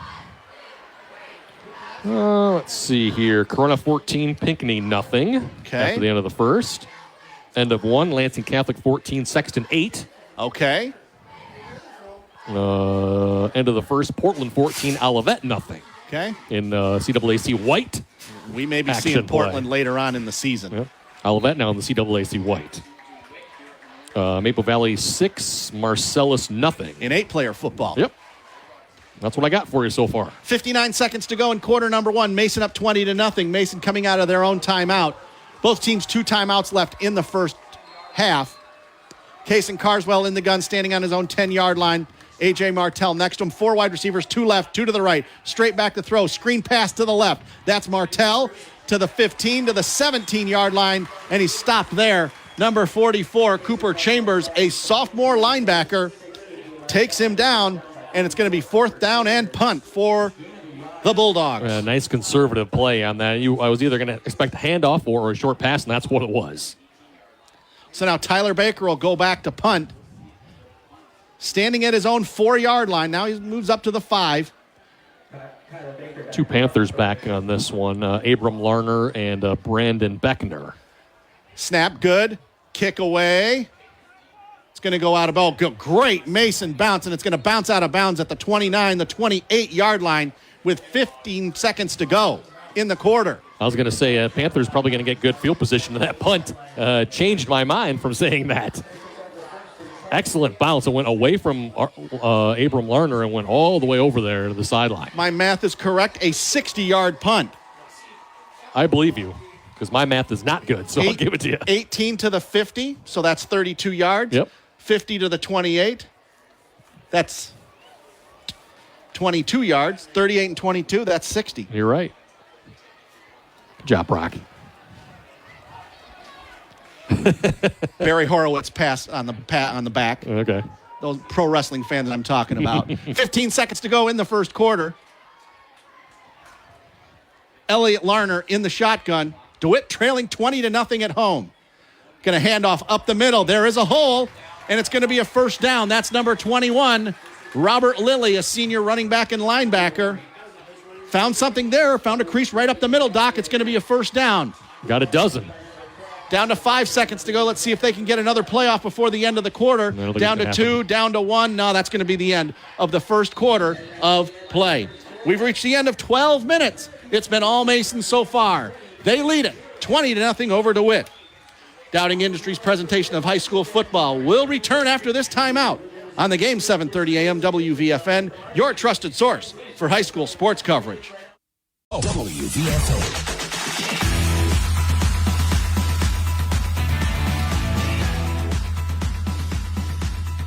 Rock Palmbush, Eric Doc Love back at Memorial Stadium in DeWitt. Mason leading DeWitt 20-0 as we get ready to start quarter number 2. It's going to be 1st and 10 for DeWitt on their own 40-yard line.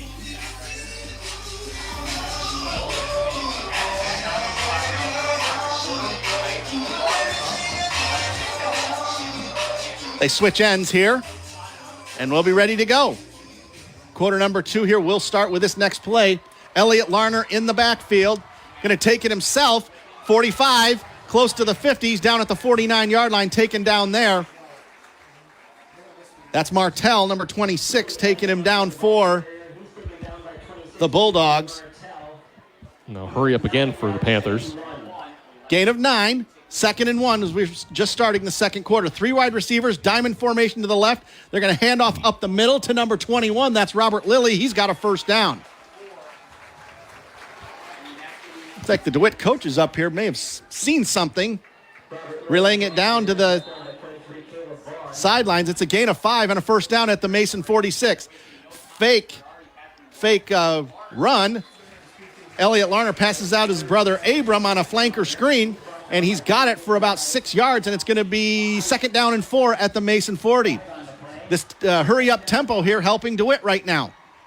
11:10 to go, first half. Larner taking it himself inside the 40 to the 37, maybe the 36, close to a first down. He'll be 1 yard short.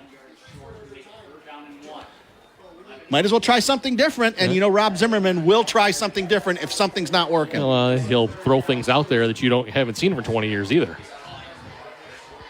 Larner runs to the right, tackle behind the line of scrimmage. Great tackle. Caleb Parrish got penetration. He came in unblocked. Yes, and they lost 4 yards on that play.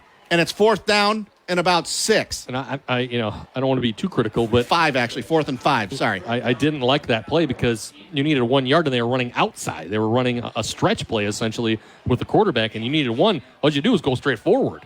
And is DeWitt going to punt? Well, they're going to line up to punt. Yeah. 35, Jonathan Schwartz back to punt. If they hadn't lost those 4 yards, and if it had been stuffed at the line of scrimmage, they probably would have gone for it. DeWitt scrambling around here, trying to get the right guys on the field. 10:08 to go, first half. A great field position squandered again. Second time that's happened. Schwartz standing on his own 48. Good snap. Gets the kick away. It's low, and it goes out of bounds inside the 20. Not a great kick. They'll mark him down 18-yard line. Okay. He was trying to pin it deep inside the 15, and they got close. 22-yard punt. Would have liked it a little bit better inside the 10, maybe. Yeah. But second time, DeWitt's had good field position and have been unable to do anything with it.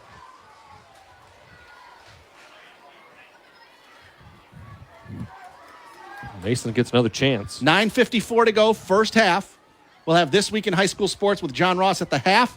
We'll have halftime stats and analysis, and we'll get scores from around the mid-Michigan area. Lights starting to take effect here at DeWitt High School as the shade encompasses or just engulfs really almost the entire field here. Carswell under center. Handoff. Martell left side. Tripped up behind the line of scrimmage. 44, Cooper Chambers on the tackle. Linebacker came flying in and tripped him up. I think we had this conversation last week with A.J. Martell, Brock. It was, if you want to tackle him, you better go low. Yep. And that's exactly what Chambers did. He fell forward for a gain of 1 out to the 19-yard line. 2nd down and 9. 9:28 and counting, first half. The DeWitt defense has done a good job against the ground game. 11-yard touchdown run by Carswell is the only thing they've had. Otherwise, It's been next to nothing for Mason. Carswell rolls out to the right out of the shotgun. He throws out to the right. Incomplete. He's looking for number 8, Derek Badgley. Good coverage out there by 18, Andrew Novak. Senior defensive back. Incomplete pass. 3rd down and 9. Little contact, but it wasn't enough to warrant any flag. He was just there on the guy trying to catch the ball, and he moved him a little bit after the ball had gone past him. 3rd down and 9 from the 19-yard line. DeWitt needs a big play. Mm-hmm. Turnover, maybe a return for a score. A stop defensively here is what they're begging for at the moment. Most immediately, that's right. Carswell in the gun. Martell next to him. Rolling right is Carswell. Stopping. Now he's going to scramble, goes to the left. Now is he going to throw? He's going to throw. He's got a man out there. Caught. Tyler Baker, 45-50, 45-40, 35-30, 25-20. He gets stopped inside the 15, pulled down at the 10-yard line by number 8. Traverse Moore. Great job of improvising there by Kason Carswell. Looked like he was going to run for it, but then he just threw a floating pass that was caught 71 yards. By Tyler Baker, 71 yards, like you said. It was. The defender came up towards him to try and slow down to slow down Kason Carswell, and that left the receiver wide open. Yep. It's one of those ones where you got to commit. It's like, what am I going to do? Am I going to stop the guy running the ball? You can't go halfway. Yeah, you got to commit. Committed to the quarterback. And now it's 1st down and goal from the 10. Carswell in the gun. Caleb Vaughn next to him. 4 wide receivers. Martell on a jet sweep handoff. Good pursuit by DeWitt. He does get inside the 10, inside the 5, as he's able to get all the way to the sideline, and they're going to give him a good mark to the 3-yard line, a gain of 7. It didn't look like he was going to get very much, as DeWitt had good pursuit, but he outran everybody to get to the 3-yard line. Speed wins on that one. He's just able to get around. You're right. I thought it was going to be slowed down and maybe a yard or two on that. But he picked up 7. 8:48 to go, first half. DeWitt trailing Mason 20-0. The Bulldogs on the doorstep again.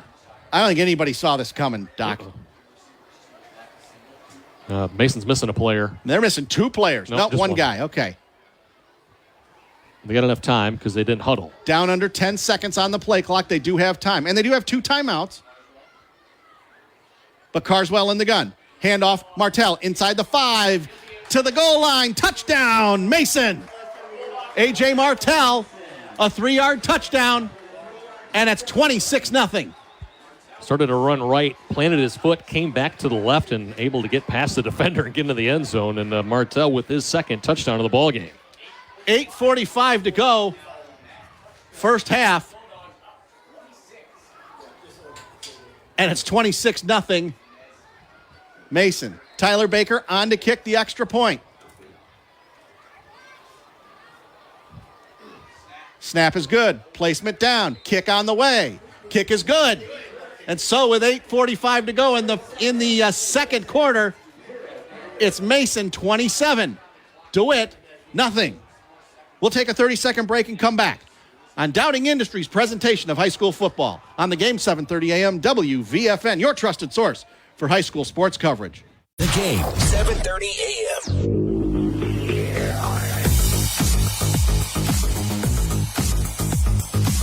Brock Palmbush, Eric Doc Love back at Memorial Stadium in DeWitt. A surprising and stunning score here from DeWitt High School. Mason leading DeWitt 27-0.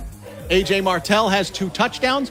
He has a punt return for a touchdown and a rushing touchdown. Quarterback Kason Carswell has a touchdown run and a touchdown pass, but it was the 71-yard pass from Carswell to Tyler Baker that set up that last touchdown. Yeah, that long pass was a third down, a long third down situation, and Carswell had a little bit of pressure, and he was able to get away from it, step up. The defender came to commit to him, and that allowed Baker to get wide open.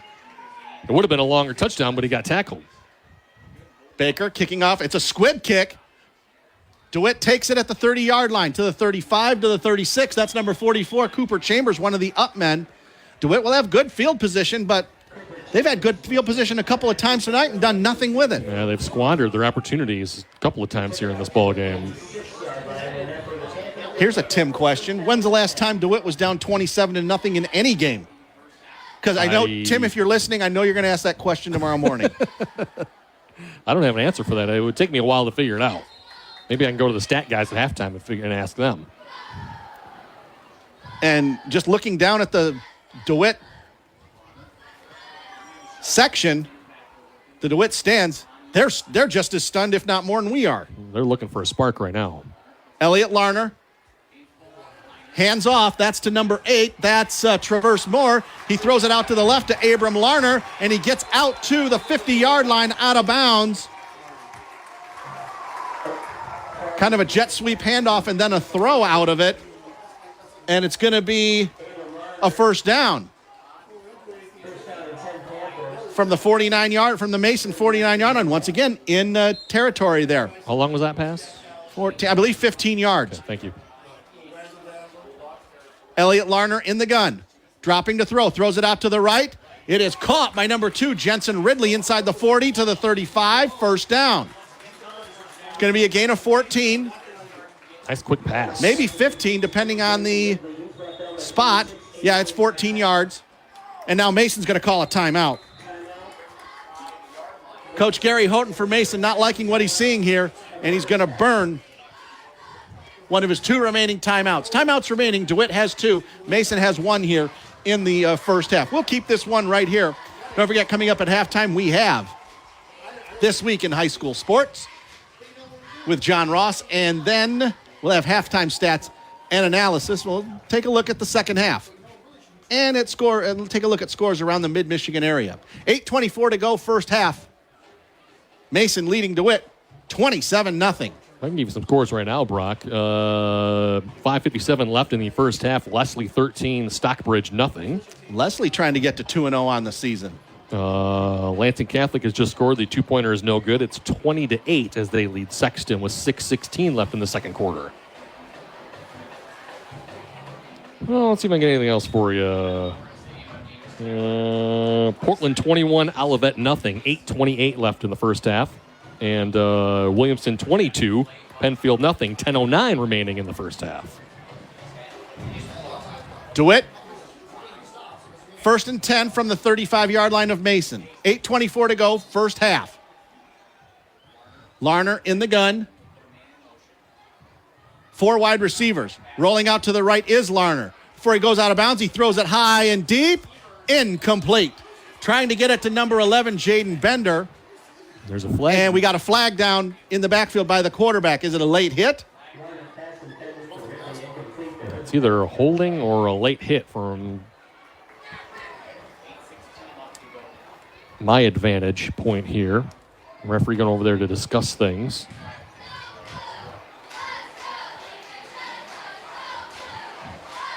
Dead ball. Roughing the passer. All right, 15 yards. Well, that benefits the Panthers. Now, Larner Elliott was running on a turf over there, going towards his own sideline, and threw the ball down the field, hoping for either miracle catch or penalty, and he got the penalty because somebody hit him out of bounds. Second penalty on the game for Mason. Larner throws up the middle, incomplete pass. He ran forward and tried to get the ball on a quick look-in pass to number 10, Jacob Scorfar, but it was low, and he just couldn't get it. Incomplete pass, second down. Part of that odd formation that they run that's kind of like a single wing. And now we got whistles again. Oh, we got a helmet issue. Number 2, Jensen Ridley, lost his helmet for a moment, so they stopped the clock, give him a chance to get his helmet back on, get his mouth guard in. Now the athletic director for DeWitt is out there on the field. That's Mike Bryce standing out on the field right now. Not sure what's going on here. Oh, the clock. Oh, we got a clock issue here. There we go. 8:04 to go. It said 80 seconds and 4. 80.4 seconds. No, that's not right. 8:04. They got it corrected. 2nd and 10 from the Mason 20. Dropping to throw is Larner. Out of the gun. Throws it out to the left. It is intercepted. Intercepted A.J. Martell. He jumped that route at the last second. Elliott looking for his brother Abram in the end zone. And Martell trailing him down the field and jumps the pass and picks it off. And the best opportunity so far of the ball game just went goodbye for the Panthers. Third time in Mason territory. No points to show for it. Well, Mason is backed up on their own 1-yard line. The nose of the ball just touching the one with 7:57 to go in the first half. Second turnover of the game for DeWitt. Kason Carswell in the gun, standing in the end zone, and he's going to run it out. No, that's not Carswell. Is that Martell? It is. Direct snap to A.J. Martell. Yeah, that was a bit of a surprise, and he's able to get it out to the 5 to the 9-yard line. Good gain there. It's going to be 2nd and 1. 1.5, maybe 2. Nice job on the direct. Carswell actually went out to the right as a wide receiver, and they just direct snapped it to Martell. Well, he's your sure-handed running back, and you're trying to get from out beyond the shadow of your own end zone. Gain of 8, 2nd and 2 from the 9. 4 wide receivers, 2 to the left, 2 to the right.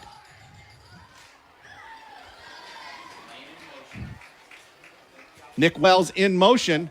Carswell gets away from pressure, out to the 5, out to the 10, to the 14, 15-yard line, first down.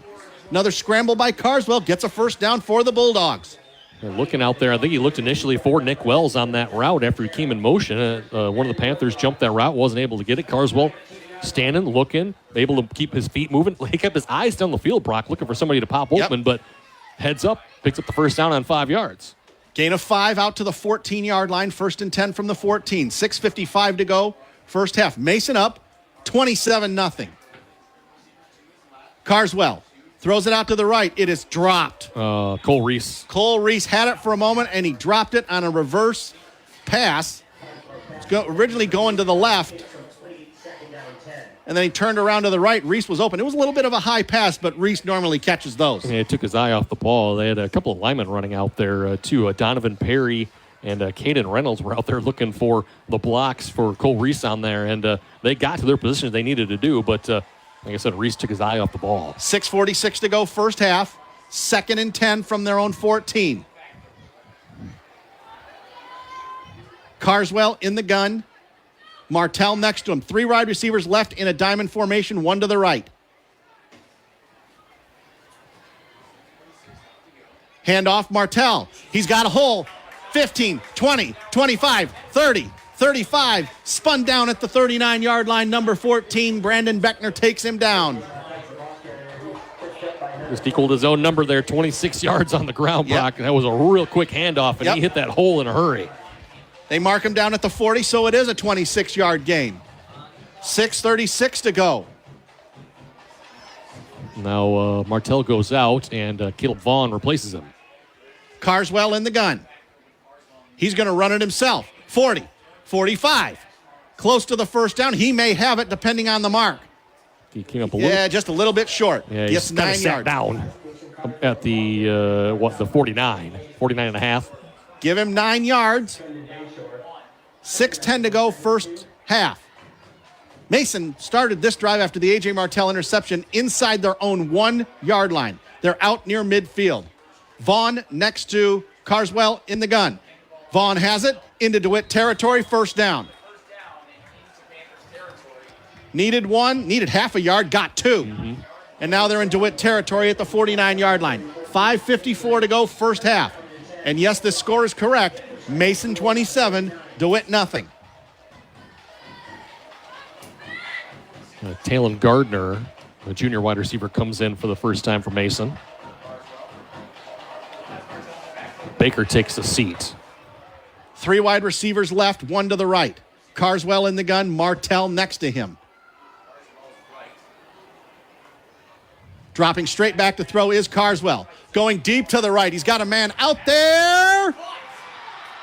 We got a double reception, and that always goes to the offense. That's number 4, Caleb Parrish. He's got it inside the 20, down at the 16-yard line. Wow, what a throw. Defensive back was there, Doc, and it was actually a dual possession. That was Jaden Bender, I believe, number 11. And it was dual possession, but as you know, in a tie ball situation like that, goes to the offense. 35 yards. Now we got a whistle. It's going to be a timeout DeWitt. They're going to take one of their 2 timeouts left. They have 1 left. 5:16 to go in the first half. Doc, we'll take 30 seconds and come back on Dowding Industries' presentation of high school football on the game 7:30 a.m. WVFN, your trusted source for high school sports coverage. Lansing Sports Station. The game, 7:30 a.m.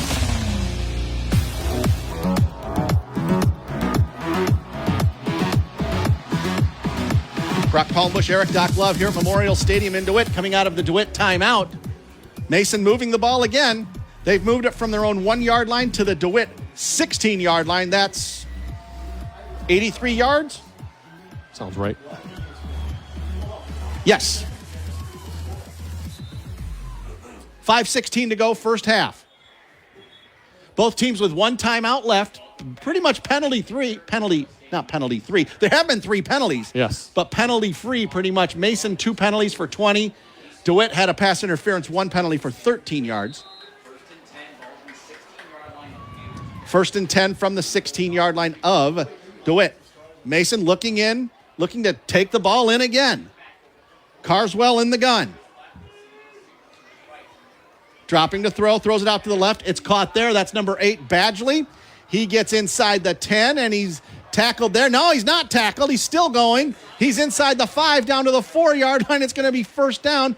Derek Badgley got about 6 yards of that by himself. Yeah, he did. He was getting contacted after about 6 yards. The defender was there, and he was dragging him, and then another defender came, and he was dragging him along. The other guy came, and he was dragging him along, too. 4:53 to go. First half and counting. First and goal, from the 4. 4 wide receivers. 3 to the right, 1 to the left. Carswell in the gun, Martell next to him. Handoff. No, Carswell's going to take it. He's inside the 4, maybe to the 2. Stop short. It'll be second down and goal. 4:28 to go, first half. Looked like he was going to hand that off to Martell. I thought for sure this was going to be handoff to A.J. Martell, and it might have been a quarterback option where he decided, well, I can hand it off or keep it, and he kept it that time, but DeWitt tightened up after only 2 yards. Here comes Caleb Vaughn into the ballgame. Yep.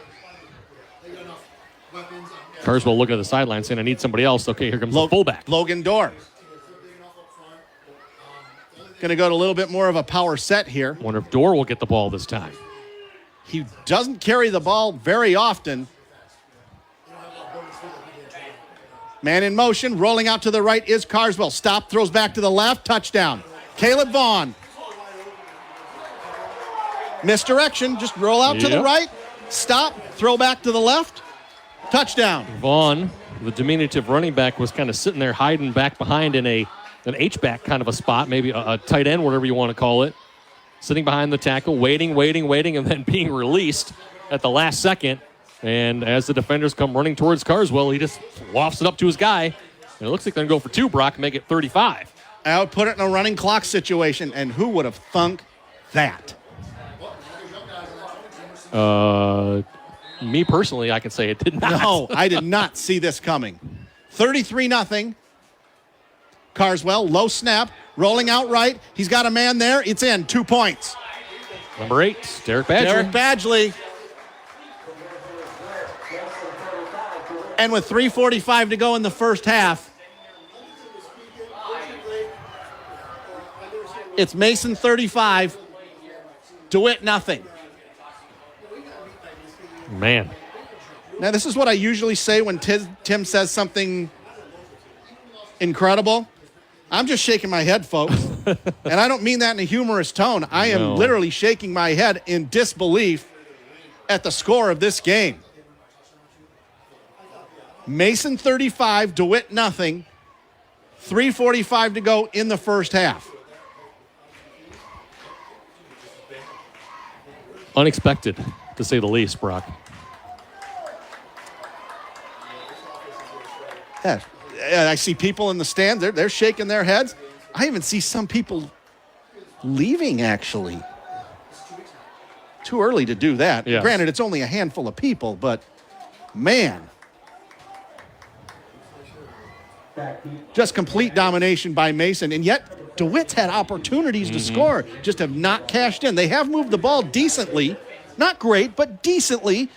They've had opportunities. 3 opportunities in Mason territory, have nothing to show for it. Squandered opportunities. This could be a 1 or 2 score ball game if DeWitt had gotten some scores. 35-21 maybe? Kick by Baker goes out of bounds. We'll see what DeWitt decides to do. Do they make him kick it again? If it is, it's a 5-yard penalty. If not, DeWitt will just take the ball on their own 35-yard line.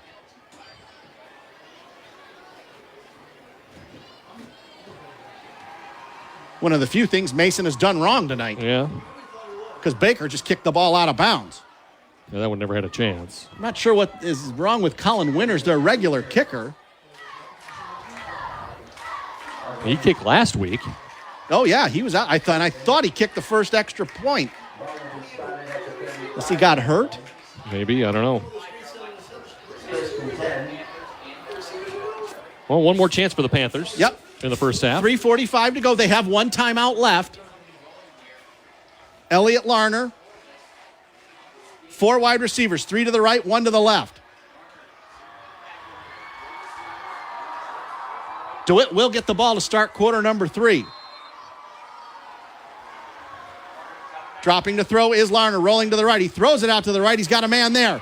Out to the 50, to the 47-yard line. That's number 11, Jaden Bender.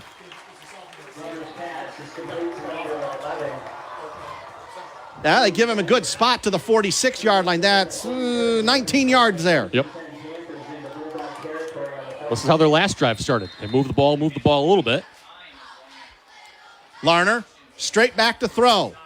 Rolling. He's going to throw it over the middle. Caught by Abram Larner on a diving catch. They're going to give it to him at the 30-yard line.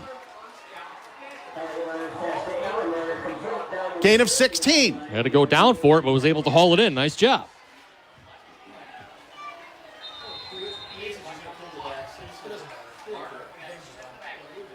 Larner in the gun. Dropping, rolling to the right. Throwing again. He's got a man there. It's caught. It's a Bender again inside the 20 to the 19-yard line. This is the kind of action they're looking for. This is the kind of tempo that they're looking for in the ball game. Clock running, 3:13, 3:12. Whistle. Timeout, Mason. Yep. They're going to take their last timeout of the half when you're ahead by 35 points. You don't like what's going on? Call a timeout. Yep.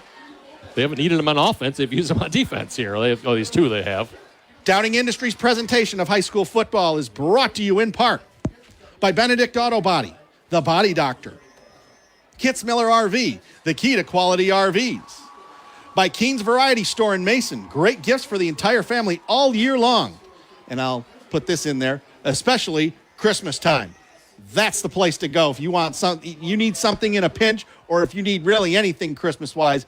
Keen's Variety Store in Mason is the place to go. And it's also brought to you all season long by our great sponsors, the Greater Lansing Sports Authority. No matter the sport, the Lansing Sports Commission can make your next event your best event. Plan on something greater. Find out more at lansingsports.org. And our title sponsor, Dowding Industries, recognizing the effort and commitment athletes give to the sport of football. And they're always interested in individuals that have the drive and desire to be successful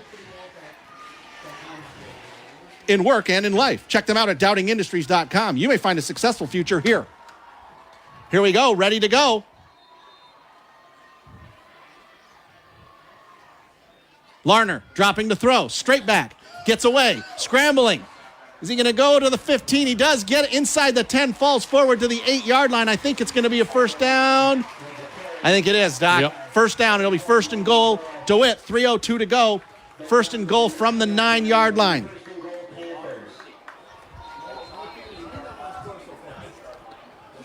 Clock running. We'll get a station ID here in just a second. Larner dropping the throw, throws it out to the right. Abram Larner, 2-1. Touchdown. Had to wait for a moment. Yep. But it is a touchdown, and DeWitt is on the board. That was a quick drive, too. 8 yards, 9 yards? 9 yards. 9 yards out. Took less than a minute. Took 57 seconds. As the brothers hook up for the first Panther touchdown. And the fire-breathing Panther breathing fire now. 9-yard touchdown. 35-6 with 2:48 to go. Who's that out there kicking there for DeWitt? It's 35. Couldn't see his number. Jonathan Schwartz. Kick is up. Kick is good. And so, with 2:48 to go in the first half of play, it's Mason 35 and DeWitt 7. As we cross the 8 o'clock hour, a little bit late for this, but I want to let you know you're listening to your trusted source for high school sports coverage. The game, 7:30 a.m., WVFN East Lansing, a Town Square media station. Brock Palmbush, Eric Doc Love here at Memorial Stadium in DeWitt. DeWitt is finally on the board. Fourth time they've been in Mason territory. They finally scored. Elliott Larner to Abram Larner, a 9-yard touchdown, and it's 35-7 Mason. And you know what? If you're DeWitt, get a stop here. You're going to get the ball to start quarter number 3. Mm-hmm. Get a stop here. Positive energy going into halftime. Little momentum heading your way. And you're going to get again, they won the toss and deferred, so they will get the ball to start quarter number 3.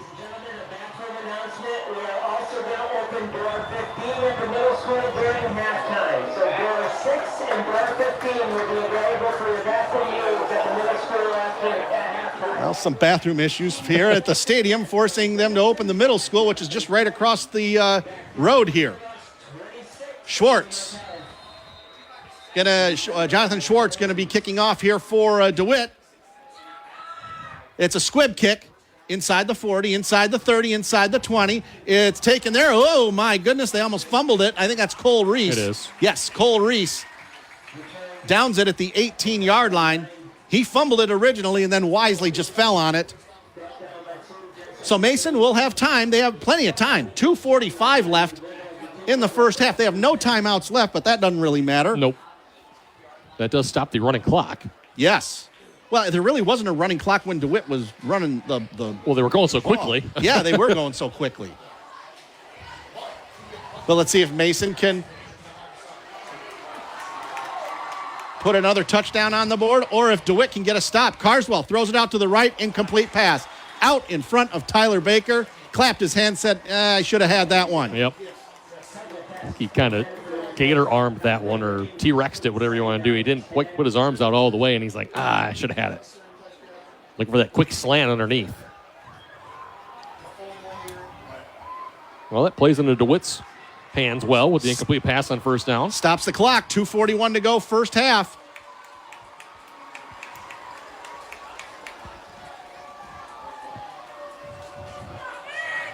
Carswell in the gun. 4 wide receivers, 2 left, 2 right.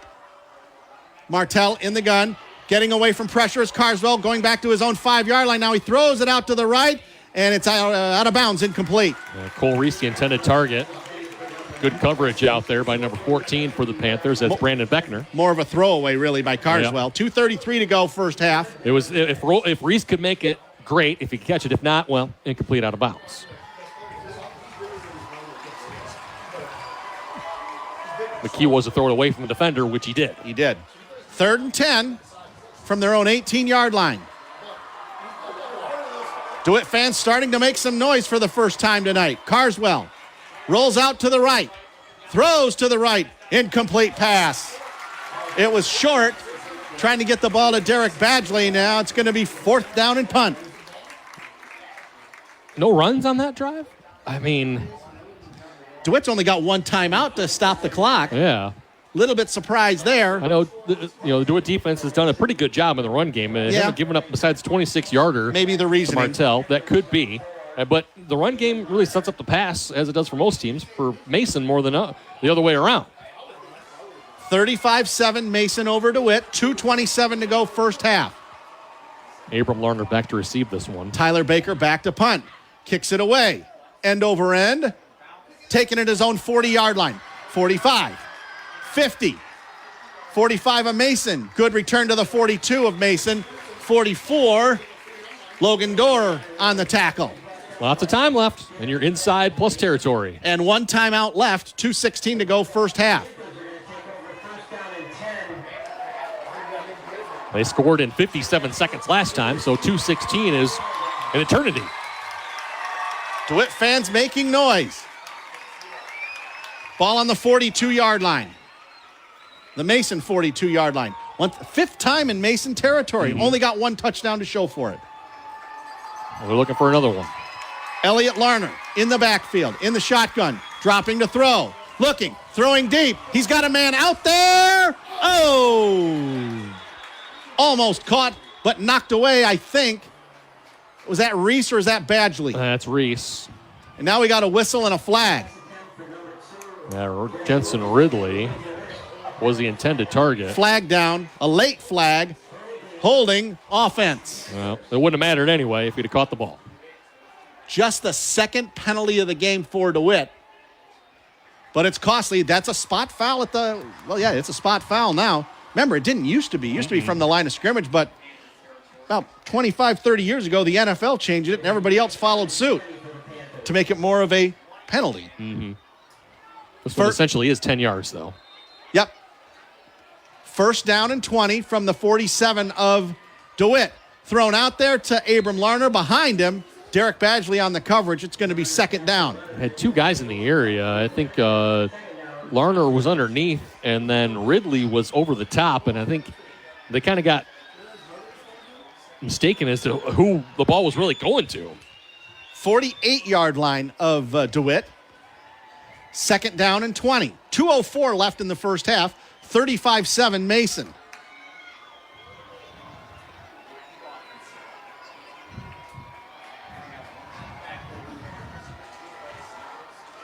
Larner in the backfield, in the shotgun rather, dropping to throw. Scrambles, gets away. Oh, he's taken down there. Yep. 74, Grant Gilchrist in on the tackle. It's more of a coverage sack than anything else. It'll be 3rd down and long. Caleb Parrish also in that one, too. Really a coverage sack. Good coverage there. Yep. 2-yard loss on that sack. 1:40 to go in the first half. DeWitt now going to take their time.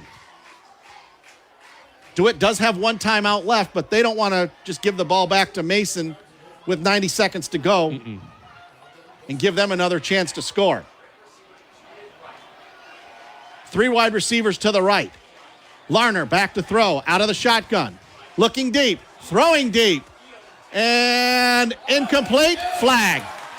Abram Larner got interfered with by Tyler Baker. It's going to be 15 yards. Won't be a first down, but it'll be 3rd and a heck of a lot shorter. Yeah, 3rd and 7 essentially out of this one. Even though the ball was well down the field, it's not a spot foul. It's 15 yards in high school. And it doesn't matter whether the pass is uncatchable or not, Yes.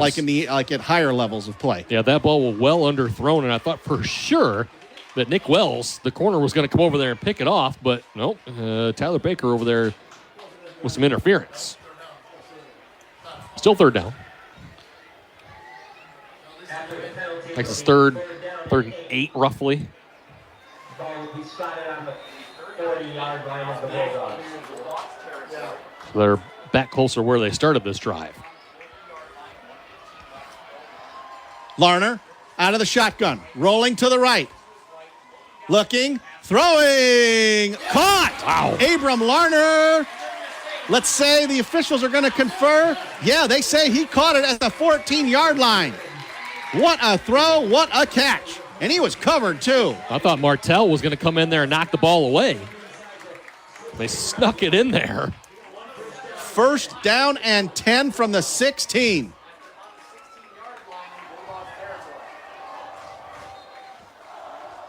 $1:07 to go first half. Elliott Larner in the gun. Timeout. DeWitt, I think.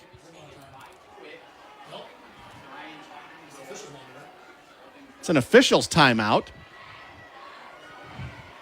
Not seen a signal for a timeout by DeWitt's the only team that's got a timeout left. I think it's an official's timeout here. Nope, DeWitt used it. Now DeWitt, okay, now we get the signal. DeWitt uses their final timeout. Both teams are out of timeouts with 1:07 to go in a long first half. We're well past the 8 o'clock hour. It's 8:16. Well, that's what happens when there's a lot of scoring in the ball game. And a lot of passing. Yeah. Incomplete passes stop the clock.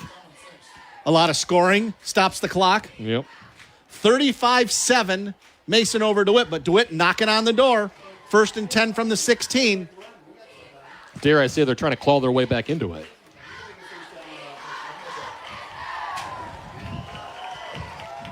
Lights taking effect now. It's not fully dark out yet, but we're getting close. Feels like fall. Won't in a couple days, but it feels like fall today.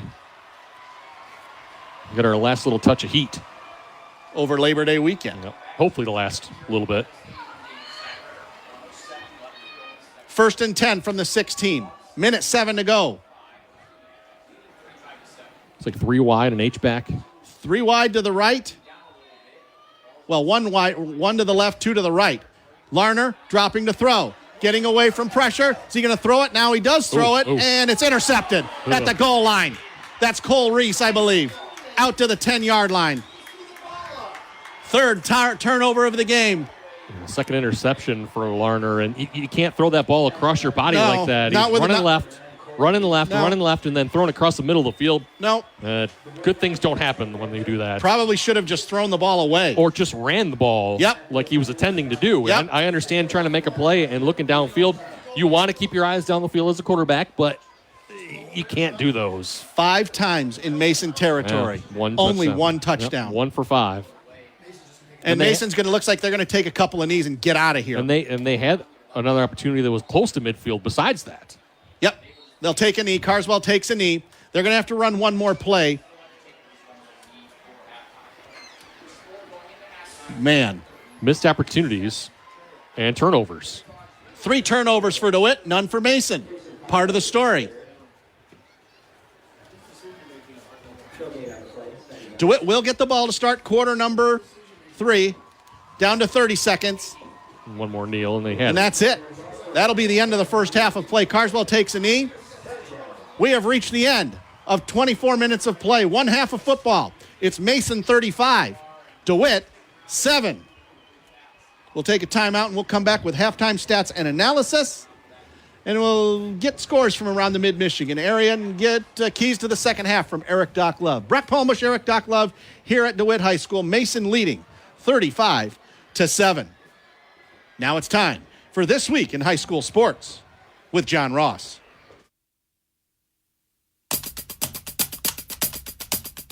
A change allows for Michigan schools to play teams from around the country, and the MHSAA record book sees more names and new marks added. I'm John Ross, and this is This Week in High School Sports, powered by Michigan Student Aid. The list of teams Michigan schools are now allowed to play against has grown tremendously. With a rule change adopted by the MHSAA's Representative Council, Michigan schools can now play against any school in the country, provided opponents are members in good standing of their state association, and the game is played either in Michigan or in a border state. Previously, schools could only play schools from border states, but now they can play anyone as long as that game is within the border state. This change to the competition rule will keep our kids on equal footing with what's allowed in other Big Ten states. The time has come for our kids to be able to play schools from around the country, but it needs to be in Michigan or a border state in keeping the right perspective. That was Mark Ewell, the executive director of the MHSAA. One example of this policy change happens this week. In football, Cass Tech is playing Montvale St. Joseph, a team from New Jersey. And that game is being played at Youngstown State University in Ohio, a border state. And we expect to see more games like this as the volleyball season ramps up and then into winter with both basketball and wrestling.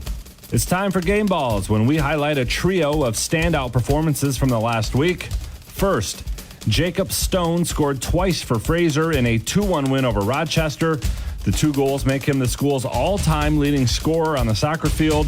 Jacob now has 42 career goals. Alex Thole of East Grand Rapids was the fastest at the 2023 Under the Lights cross-country invite. He turned in a time of 15 minutes, 40 seconds, which is a personal record. And Belleville's Bryce Underwood, who started the football season off with a bang. He threw the game-winning touchdown with 7 seconds left in a 35-28 win over River Rouge at the Zenith Prep Kickoff Classic.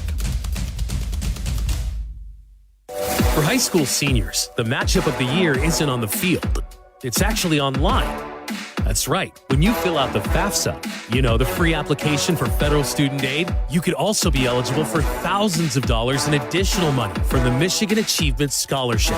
Yep, nearly 80% of students who fill out the FAFSA may be eligible. Now that's a matchup we can all root for. Get started today at michigan.gov/achievement. The Michigan Achievement Scholarship. It's a game changer.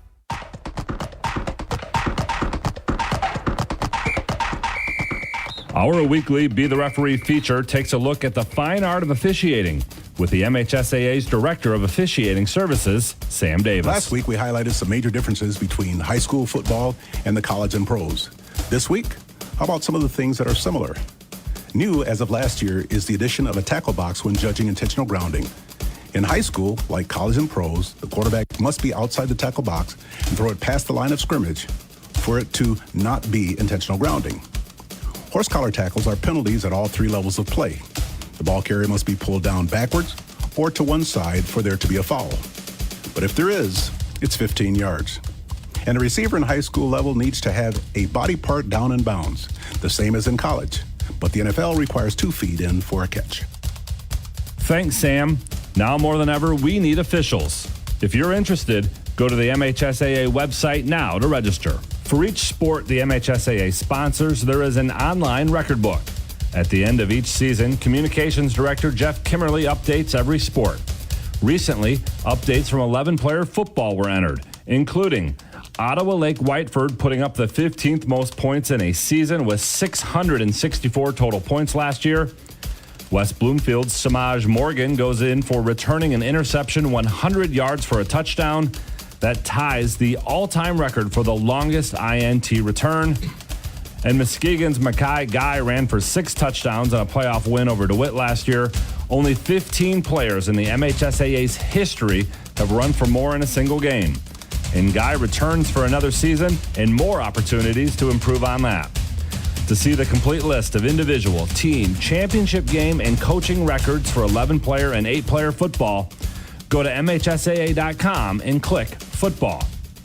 You've been listening to This Week in High School Sports, powered by Michigan Student Aid, a production of the MHSAA Network. Thanks for joining us. I'm John Ross. We'll see you next week. Welcome to Be the Referee with MHSAA registered official Paige Winnie. You make the call. In girls lacrosse, when can a player self-start? New this year, when there is a foul by an attack player within the critical scoring area when the game clock is running, the defensive player awarded the free position is allowed to self-start. If the game clock is stopped, it will be a whistle start. When else can a player self-start? On an offside foul? On a defensive foul in the critical scoring area? On a defensive foul in the midfield? After a misconduct card has been issued. The correct answer is on a defensive foul in the midfield. For any fouls in the midfield when the clock is running, the player that was fouled may self-start from a settled stance within 4 meters of the spot of the foul. Thanks, Paige. You can be a referee. Go online now to register at MHSAA.com. Be the Referee is a part of the MHSAA Network. WVFN.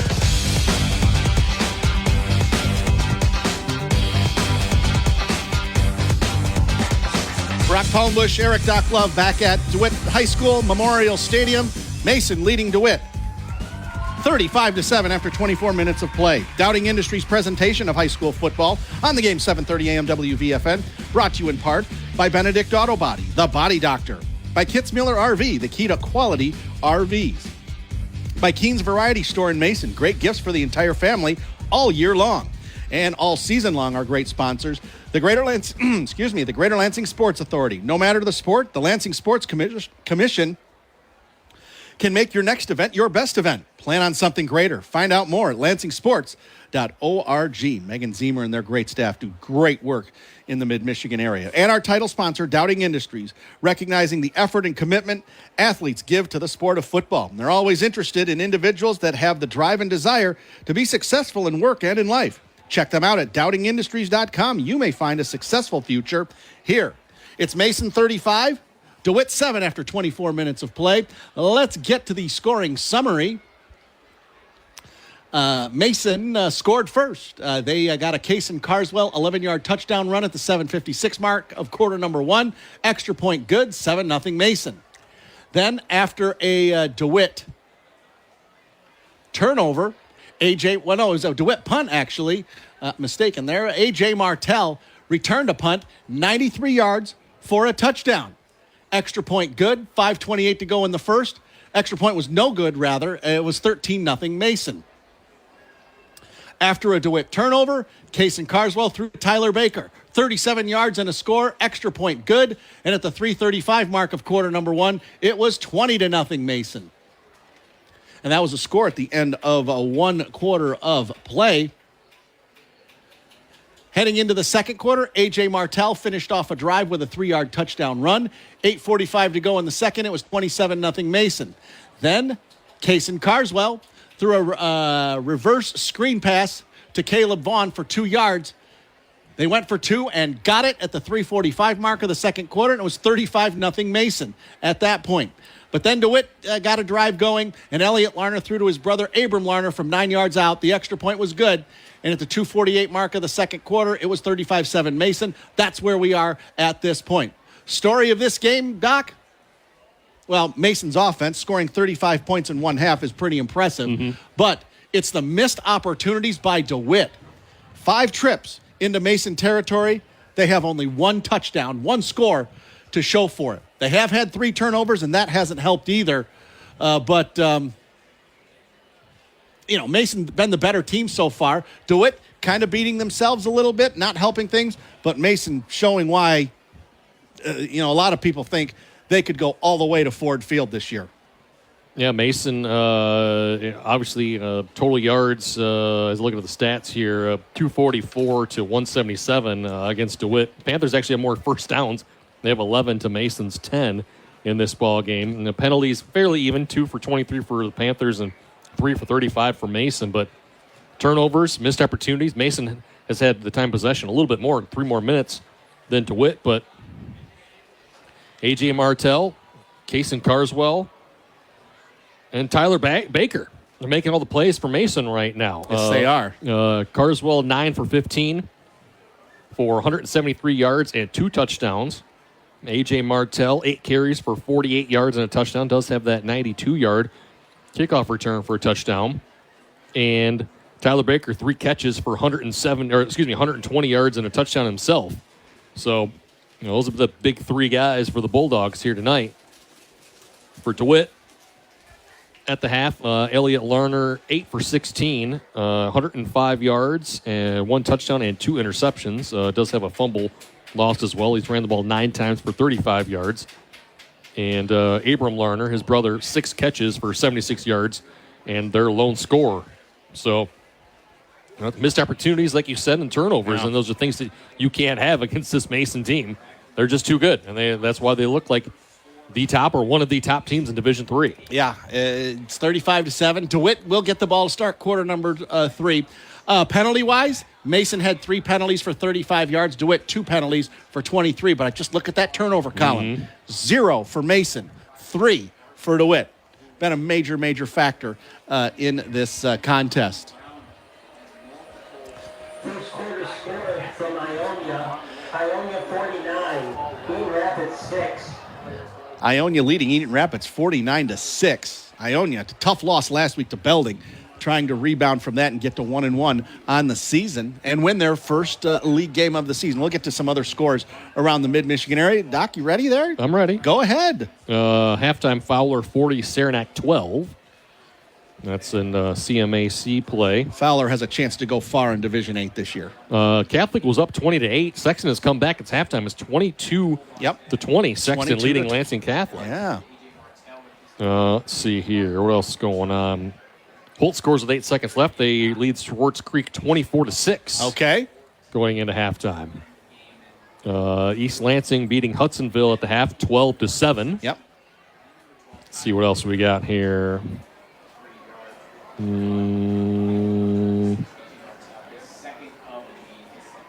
Charlotte leading Lakewood 31-0. Okay. We may see Charlotte later on in the season. An interception return of over 100 yards on the last play of the first half. Got the Charlotte there, 31. There you go, a pick 6. Halftime between Grand Ledge and Lakeview, and the Comets are up 28-21. That's Battle Creek Lakeview down in the Cereal City. Former GLAC opponents matching up. Leslie leading Stockbridge 19-0 at the half. Leslie trying to get to 2-0 on the season. In 8-player football, it's Maple Valley 12 and Marcellus 0. CMAC halftime, Pewamo Westphalia leading Bath 15-0. That's at Bath. PW trying to rebound after a tough loss last week. Yeah. And I think that's about all I got for you. Oh, I'm sorry. Halftime, Portland 35, Olivet 0. In CAAC white play. Portland is going to be really good. John Navarro just has that program going. Remember, they had issues last year with a lot of with only 27 full-time players. Yep. And yet they were just outstanding again. Made a regional final. They are a program. They just are. Halftime between Williamson and Penfield, it's the Hornets 28 and Penfield 0. Anything else? Nope. That's all I got for you, That's all Brock. we got right now. Thanks to the Twitterverse. We'll have more scores later on in the post-game show. Taking a look at the stats and everything that we've said, keys to the second half. DeWitt does get the ball to start quarter number 3. That is important because now we're in the second half. Had Mason got the ball to start and then they score, well, then the 35-point running clock rule goes into effect. And, nobody saw this coming that it was going to be 35-0. Nobody saw that. Mason's played great. They should be ahead. They've been the better team. DeWitt's helped them out with 3 turnovers and the missed opportunities again. Yeah, the keys for the second half for the Panthers, you can't turn the ball over any more times. Obviously, 3 turnovers is way too much in a half, so you can't have any more turnovers in the ball game. get a chance to score here on this right out of halftime. You're right back in the ball game, really, at 35-14. 3 scores down, get a couple stops defensively, and we're talking about something here. But number one key for them is can't have any turnovers. Number 2, can't have more penalties, even though they only had a couple. They were costly at times. Yep. And then one of them set up the first touchdown. Yes. Yep. For Mason, it's take care of the ball. Is really all you got to do. Hand the ball off to A.J. Martell, get some passes out there He's as well. He's been bottled up. But Martell, what was the stats you said again? It was 48 yards or something like that. Okay, he had a couple of good runs, but that's below average for him. Oh, yes. That's much, DeWitt defense, for the most part, done a pretty good job on the ground. 8 carries for 48 yards. Doesn't seem like it, though. They've ran 17 times for 71 yards and 2 touchdowns on the ground as a total for the team for Mason. So, the DeWitt defense against the run has been pretty solid for the most part.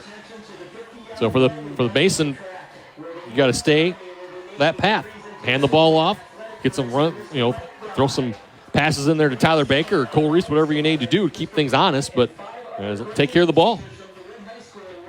And they're having a ceremony down on the 50-yard line on the track. Members of the U.S. military are presenting something to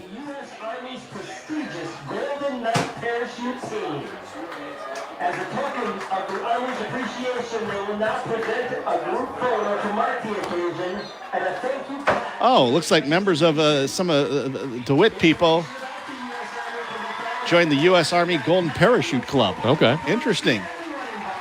And nice little picture there.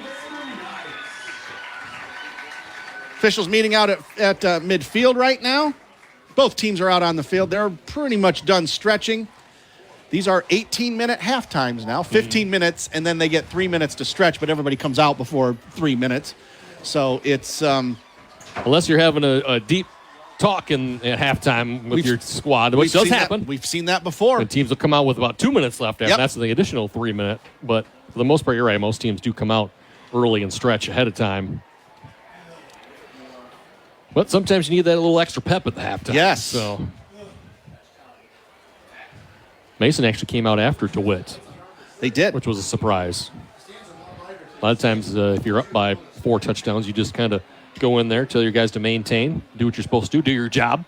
The DeWitt get back out there. The DeWitt chain gang joking with us as they were coming up to get liquid and submarine sandwiches here at halftime. Yeah. Sustenance. That's the word I was looking for. They were coming up the stairs up here, and I'm just like, I was getting ready to go. I'm like, nope, you guys come first. I was like, what do you mean? You guys are way more important than we are. We're just broadcasting the game. We're just telling people what's happening. Yeah. You're out there making sure that people know where the ball is. Getting some exercise, too, going up and down the field on the far sideline. Yep. Get some food, get some drink. All right. Clock running down here. We got a full 7-man crew here. That's good to see. At these high school games, you got a full 7-man crew for high school games. As much talk as you hear, Jeff Kimmerly, the MHSA, and the MHSA as a whole, for Mark Ewell right on down, almost begging for officials in all of these games. Yep. All of these events, trying to get everything played. So nice to see a full 7-man crew out there. And if I'm not mistaken, I think that rates have gone up for games, too, this year. I think the pay for officials has increased a little bit to try and garner up a few more players, more people out there. Yeah. If you're a former player, just go to the MHSA website, MHSAA.com. Just always looking for officials. It doesn't matter what the sport is. If I wasn't up here broadcasting, I might be down there myself. I took a few refereeing classes at Central Michigan when I was up there. So good for you. I was trying to get a little broad thing. I got there some refereeing, a little bit of this and that. I'm not sure I would want to be an official, and for one reason only. I couldn't make a call that cost a team a championship. Yeah. I would feel guilty. Yep. I would feel guilty. I would feel terrible. And I understand. I couldn't. Yeah. I just couldn't. It would tear me up. You would have made the right call. I'm not so sure about that. Thankfully, the third quarter is getting ready to begin as Tyler Baker is kicking off. Going from right to left across your radio is Mason. And it's another squib kick taken by DeWitt at the 31-yard line, 35, 40, 42-yard line. That's number 44, Cooper Chambers. Once again, DeWitt starting with good field position. Field position really hasn't been an issue for them. They've had good field position, starting field position we're talking about all night long. They just haven't done enough with it. 3 turnovers, couple of punts. And if they get into Mason territory, it'll be the 6th time they've been in Mason territory. I say their starting field position has been much better than Mason's this entire ball game. Probably, yeah. Because Mason, they had a couple of them inside the 10-yard line, if you even count the one from the last. Yep. All right, here we go. Elliot Larner in the gun all by himself. Dropping to throw. Looking, throwing out to the left. Caught. Into Mason territory. First down, 43-yard line. That's Abram Larner. Cole Reese helps him up.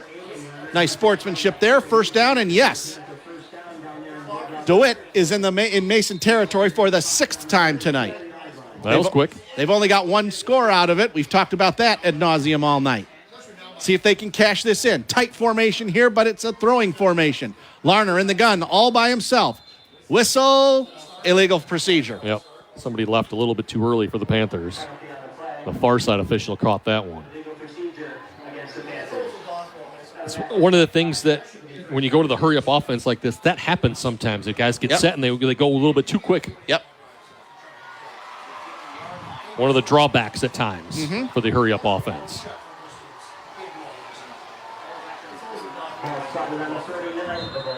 First and 15 at the 49-yard line of Mason. Just starting the 3rd quarter, 30 seconds into quarter number 3, 35-7 Mason. Extra wide receiver comes in. That's Jaden Bender. Larner. 4 wide receivers, 2 left, 2 to the right. Larner dropping to throw. Screen pass left. It's caught. Number 24, Reese Baker. Pushed out of bounds inside the 40-yard line to the 39. I think they're going to mark him. Nope, they mark him out short of that. At the 42. I thought he got out at the 39, but he must have stepped out at the 42, far side.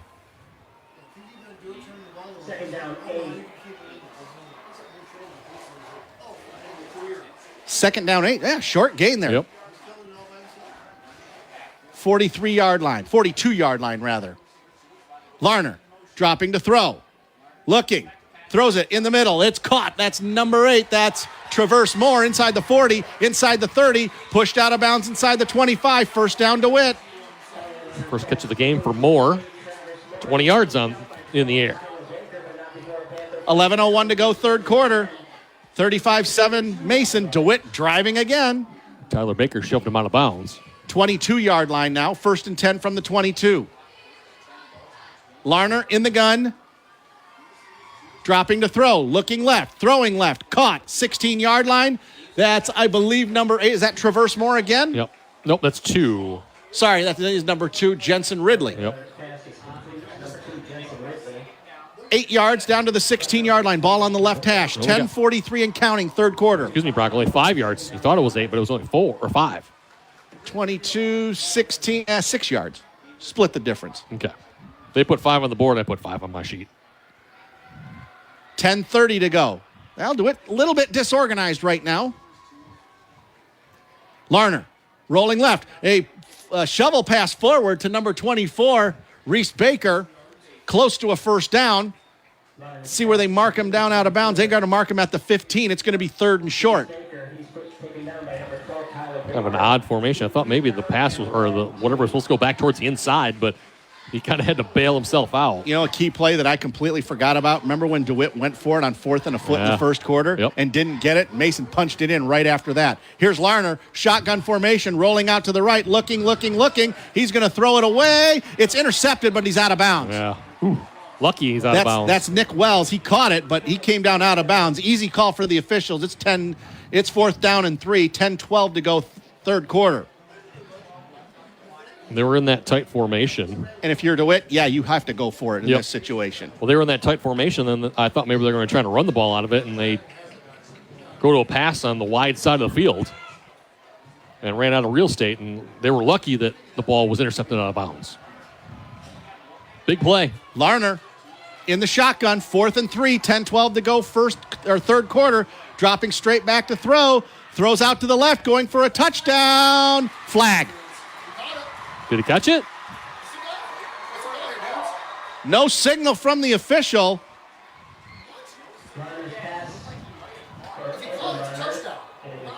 The officials are conferring.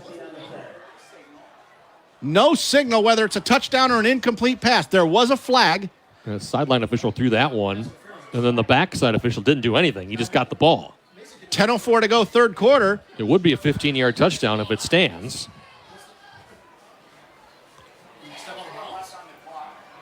Yeah, official does not have a hat on. He may have went out of bounds. The receiver may have went out of bounds and came back in. That wouldn't be pass interference then if he touched the ball. That'd be illegal touch. That'd be illegal touching, yeah. And it would give the ball to Mason. Yes. Being fourth down. Because you wouldn't accept that penalty. Yep, good job by the officials getting together and trying to get everything corrected. That's what it is. Legal touching. Yep. DeWitt. And pass interference defense. Okay, so they're going to offset, aren't they? Offset, fourth down. What a break for DeWitt. Yeah. What a break for DeWitt.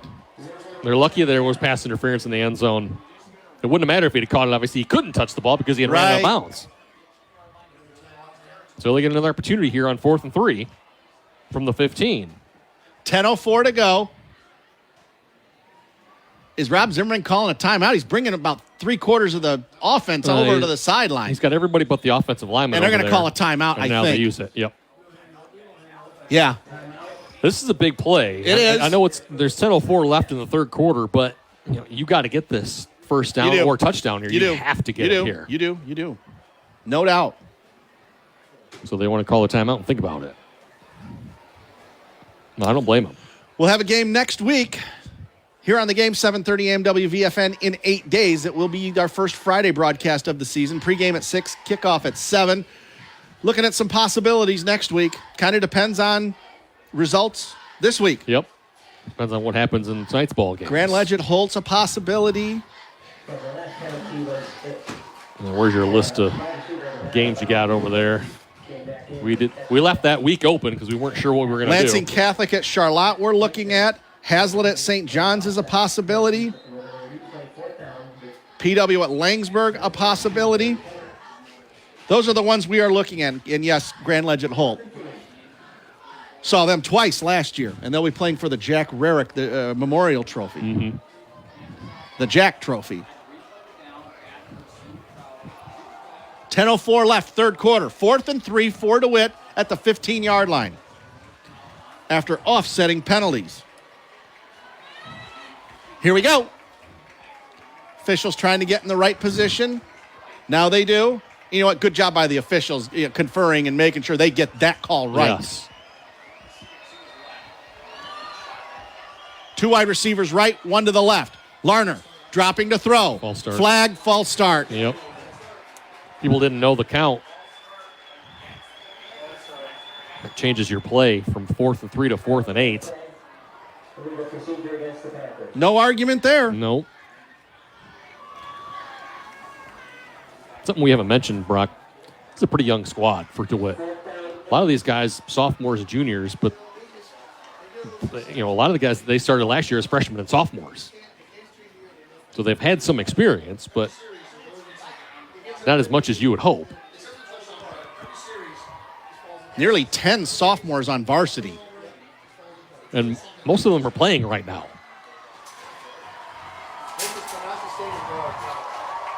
Ten minutes to go.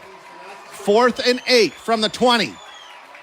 Larner dropping the throw, rolling out to the right, looking, throwing out to the right. Did he catch it? Catch. Right at the marker. It's going to depend on the spot. Mason says they got it. What do the officials say? We got a Mason player down on the field. Well, he caught it. He needed 8, and he might have gotten 7.5. Yeah, I don't know.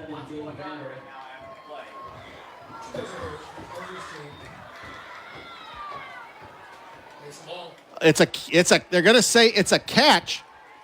But he's come up short. But he's short, and it's going to be Mason ball at their own 13-yard line. Cole Reese is the player down now for Mason. 9:52 to go, third quarter. Second time he's been down on the game. Remember the opening kickoff? He got absolutely lit up from the blind side. He was able to get up and come back and play in this ball game. Yes. I didn't see what happened. This was far away from the play. Yep. So it was a catch, but for 7 yards instead of 8. And that's 6 trips inside Mason territory. Only 1 touchdown to show for it. This is a couple of, at least 2 or 3 inside the 20-yard line, too. They've been in the red zone at least twice and have been turned away. Well, Reese is up and walking to his sideline. Yes, thankfully. That's good to see. 9:52 to go, third quarter. Mason leading 35-7. There was, and again, good job by the officials of conferring and make sure you get that call right. Mm-hmm. Got the spot exactly where he caught it. Because there was no signal whether it was a, well, one of the officials said it was a catch, but conferring and making sure they got the spot right. He didn't quite get past the line to gain, and that was the correct call. So Mason takes over. Now, if you're Mason, do you go away from your offense and try to grind the clock down? We're going to find out shortly. 9:52 to go, third quarter. Mason up 35-7. Case and Carswell in the gun. A.J. Martell next to him. Handoff, Martell. There's the answer. Out to the 15, not much more than that. Gain of 2. Clock running. If you're a Mason fan, that's a good thing. I wouldn't say that gets out of their offense to just kind of grind it out. They have in the past been known to run the ball quite often, actually. They just have better receivers here in the last year or two, so they've been able to open up the offense more. 9:27 and counting, third quarter. Mason up 35-7.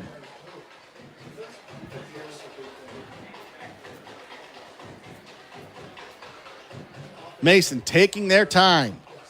You can when you have a 28-point lead. Yeah, no reason to hurry here at this point. And if you punt, that's not the worst thing in the world either. Down to 9:05 to go. Fake jet sweep. Carswell has it.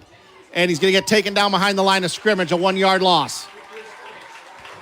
That's 44. Cooper Chambers on the tackle. Loss of 1 back to the 14. 8:45 to go, third quarter. There's another one of those sophomores, Brock.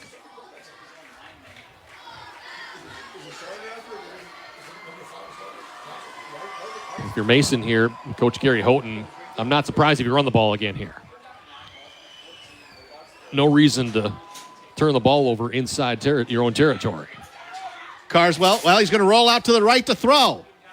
Now he's going to run. 15, 20, 25, first down, 26-yard line. That's what happens when you got a guy who knows what to do with the ball, no matter the situation. And he got just about all that by himself. He did, yep. Clock running. 8:15 and counting. Carswell. That's to Martell. 25, 30, 35, 40, 45. Stutter step out of bounds into DeWitt territory. Quick 25 yards. They went real quick after that run by Carswell. They lined up and went right away. 49-yard line of DeWitt. Clock stopped. 8:06 as he went out of bounds. 8:06 to go. Handoff. Martell. DeWitt territory. 46, 45. Down to the 41, 42-yard line. Diving forward, getting about 2-3 more yards. It's 8 on the ground this time.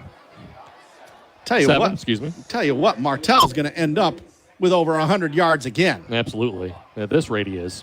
He was at, 46 at halftime? 48? Something like that, yeah. He just had 25 and 7 there. 7:36 and counting, third quarter. Carswell throws it out to the right, and it's dropped. Maybe a good thing it was dropped because there was defenders all over the place, all around Derek Badgley. Yeah, good idea. They're looking for the flanker screen out there. Tyler Baker couldn't contain his guy. And, good idea. He probably wasn't trying to drop it, but it might have been better that he did. Yes. I might have run the ball there again. Well, it's just okay. the situation. Yeah. It's kind of like a quick run almost when you throw the ball out there. It wasn't a long pass because it was on the hash mark towards us, and they were throwing all the way to the other side of the hash marks. 7:29 to go, third quarter. Third down and 3. Carswell in the gun. 5 wide receivers. Now Martell on the jet sweep, fakes the handoff, does Carswell. He gets to the 37-yard line and then slides down, first down. Smart. It was a smart slide, too. No need to take that hit. Slid forward like he was sliding into third base. Yep. Gets to the 37, first down. Ball ready for play. Clock's going to run here in a second. 7:24 to go, third quarter. Brock Palmbush, Eric Dokolov, glad you're joining us on the game, 7:30 a.m. WVFN. 35-7 Mason. Carswell all by himself. Now Martell on the jet sweep. They hand off to Martell. Cuts back. 40, 35, 30, 25, 20. He's going to score. Vision. Touchdown. A.J. Martell. No flags. 37 yards. That was all vision and footwork. Wow. That was the jet sweep that was supposed to go right, Brock. He went right, and there were two Panthers there. So what did he do? Cut across the grain, back to the left, through the middle, and turned on the Jets. Vision and footwork. That's going to put him right at or over 100 yards there. 37-yard touchdown. 41-7. Mason, 7:08 to go. Third quarter. He's a special player, Brock. Tyler Baker going to kick the extra point. Snap, good. Kick away. Kick, good. And so, with 7:08 to go in the third quarter, it's Mason 42, DeWitt 7. A 30-second break, and we're back on the game, 7:30 a.m. WVFN. This is Dowding Industries' presentation of high school football. WVFN.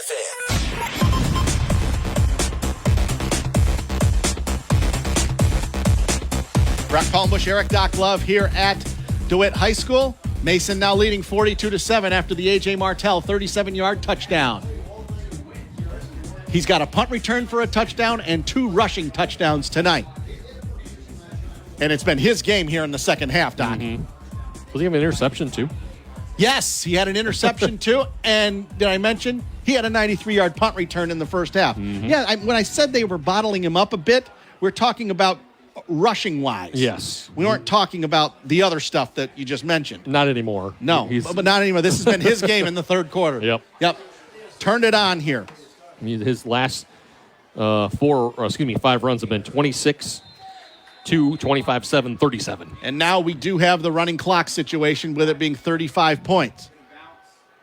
Ball's going to bounce out of bounds. And let's see, DeWitt probably will take the ball at the 35-yard line. Yeah, Baker must be filling in and kicking opportunities here. And don't know what's happened with their regular kicker, Colin Winters. And they're not taking any chances and just kind of squibbing it on the ground. And DeWitt's going to make him kick it again, I think. All right. Take the 5-yard penalty. So that'll be a 5-yard penalty, and they kick it again. That's the 4th penalty of the game on Mason. 4 penalties for 40 yards. DeWitt, 4 penalties for 33 yards. So now Tyler Baker will kick off from the 35, from his own 35. 7:08 to go, third quarter. 42-7, Mason over DeWitt.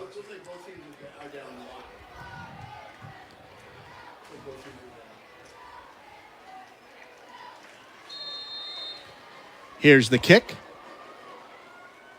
Another squib kick. This one goes up the middle, taken at the 36 by DeWitt. To the 45, to the 46-yard line. That's 44, Cooper Chambers. Now, the clock will not start.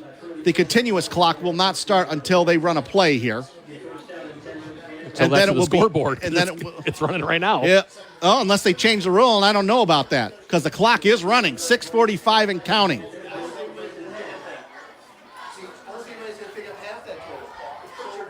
Two wide receivers right. Tight formation left. Elliott Larner in the gun behind center. And now Mason's going to call a timeout. 6:26 to go, third quarter. Mason takes a timeout. We'll take one ourselves. No, you know what? Since we are at the 9 o'clock hour, or real close to it, want to let you know you're listening to your trusted source for high school sports coverage. The game, 7:30 a.m., WVFN East Lansing, a Town Square media station. Brock Palmbush, Eric Doc Love here at DeWitt High School. Mason leading DeWitt 42-7 with quarter and a half to go in this game. 6:26 to go in the third. Both teams have 2 timeouts for the remainder of this game. We'll see if that's a factor or not. End of third, Grand Ledge 49, Lakeview 28. Ithaca 33, Standish Sterling 14. Through 3, PW 21, Bath nothing. Okay. PW, tough loss last week. Yep. 8:46 left in regulation. Fowlerville 19-10. Over. Didn't give their opponent at the time. Oh. Let's see who Fowlerville was playing tonight. Midland Bullet Creek on the road. Here we go. We've restarted here. And now here is number 3. That's Elliot Larner taking it into Mason territory inside the 30, inside the 25. And they're going to mark him out at the 25 on a quarterback draw. This is the 7th trip into Mason territory. 29 yards on that one, and we've got a Mason player down. So the clock is stopped with 6:09 to go in the third quarter.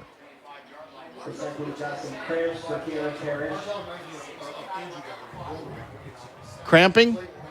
Possibly. That's what it looks like for Caleb Yeah, Parrish. hot weather. Well, it hasn't been that warm today, but nevertheless, it happens. Yep, yeah, you can tell he's cramping. Caleb Parrish cramping up. I see Logan Dorr bending down. He might be cramping up a little bit too. The J-Dubs have scored 28 unanswered points against Lansing Catholic. It's Sexton 36. Lansing Catholic 20 with 3:13 left in the third. How about that? Nobody saw that coming, I'll tell you that. Wow. Be a great win for Sexton. The conference play, too. Absolutely. Nice comeback win for them against Everett last week. Mm-hmm. 6:09 to go, third quarter. Clock running. It is a 35-point game. Single wing. Variation of it. That's number 8. That's Traverse Moore, and he's going to take it in for a score. 25 yards, Traverse Moore. And it's 42-13.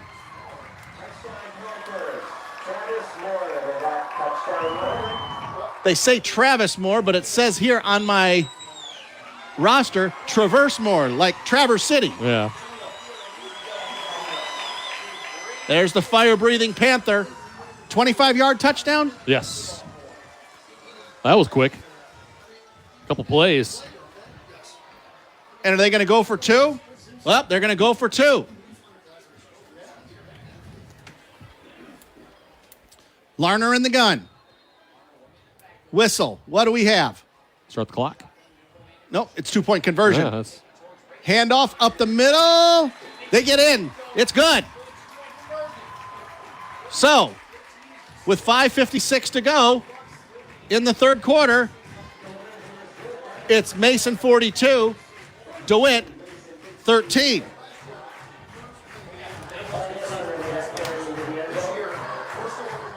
And that takes the 35-point threshold running clock out of play. Didn't take DeWitt long to score. Just a couple of plays. Did I say 42-13? That 2-pointer was good. It's 42-15 now. Still a quarter and a half to go.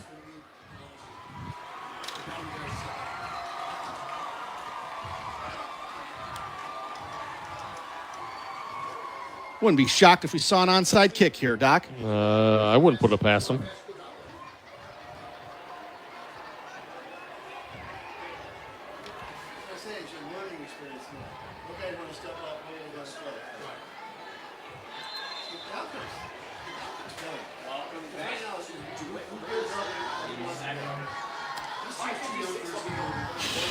Here we go.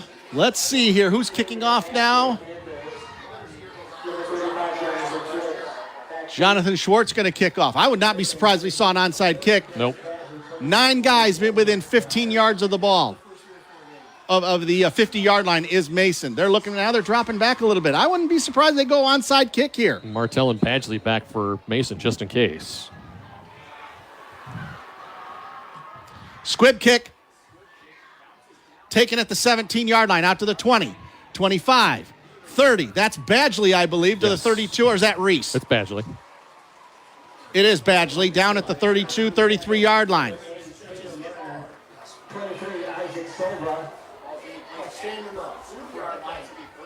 So it'll be 1st and 10 for Mason at their own 32, 33-yard line. So 7 trips into Mason territory, 2 scores. Yep. Not a great average, but they're clawing their way back in a little bit here. They can get a stop. makes things interesting. But with the way Mason's been moving the ball tonight, going to be tough. 5:50 to go, third quarter. Still lots of time. Believe it or not, there is still lots of time. Yeah.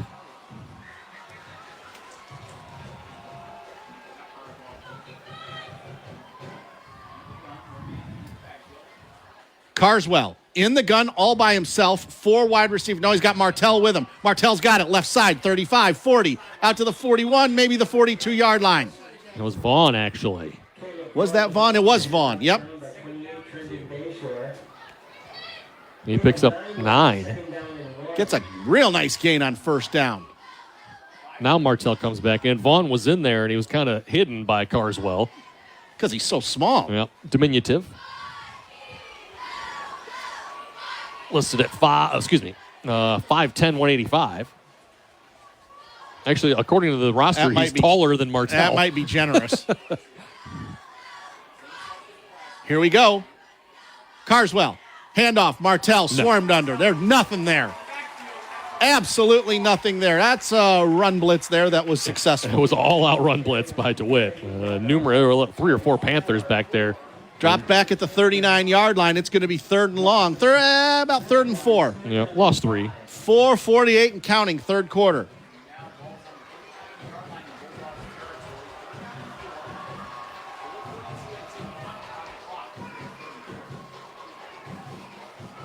Another big third down. Yep. Mason taking a while to get the play in. They're not sure what's going on. They may have to use a timeout. They're under 10 seconds. They may have to use a timeout. Yep, they will. And they're letting the clock run down as long as possible and then using that timeout. 4:12 to go. Timeout Mason. That's their second timeout of the half. Again, not as big of a deal because you're ahead in the game. Yep. Mason has 1 timeout left. And we'll take 30 seconds ourselves and come back on the game, 7:30 a.m. WVFN. High school football brought to you by our good friends at Dowding Industries. WVFN Lansing Sports Leader.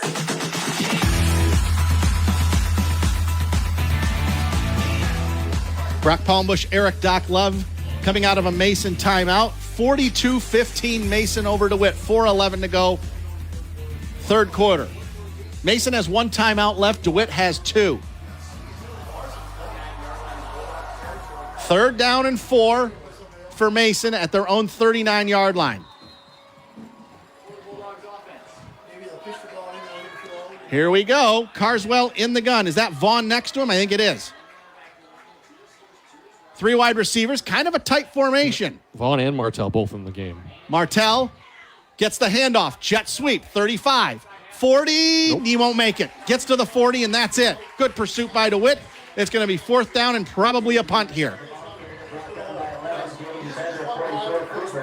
Yeah, good pursuit from the Panthers defensively. Cooper Chambers in on the tackle. Mm-hmm. Here we go. 4th down. 3:42 and counting, third quarter. Brandon Beckner and Abram Larner back for DeWitt. They utilize the 2 punt return formation. Tyler Baker back to punt. Standing on his own 28-yard line. Whoa, high snap over his head. Can Baker get it? Baker does get it, and he kicks it away. Wow, he did a good job at getting it away. And it's going to go into DeWitt territory at the 43-yard line. You know, that's a great play by Tyler Baker. Horrible snap from center. Went back to get it. Kept his composure. Got the punt away. And you know what? Only an 18-yard punt, but that's better than the alternative. Yeah. If I had time, I was going to chime in. Don't forget they had a high punt earlier in the ball game. Remember in the first quarter, one that Baker had to go up and haul down. Yep, but that was way over his head. No chance. Yeah, that one was several feet higher than he could reach. So now DeWitt has a chance. Again, good field position at their own 42-yard line. Larner in the gun. Well, we got illegal procedure. About 4 guys moved at the same time. Easy call for the officials. Yeah, things were taking too long. The running back was going out there in motion, Reese Baker, and then he was waiting. And then everybody started moving. Ball now at the 37-yard line. It'll be 1st and 15. 3:14 to go, third quarter.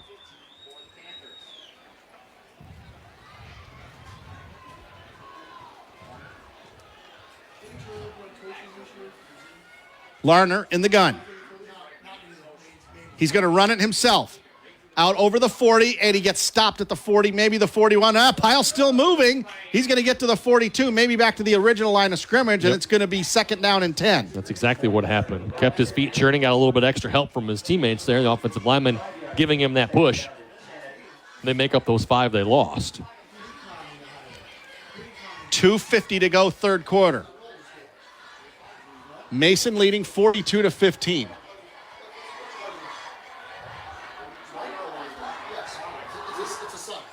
Here's Larner.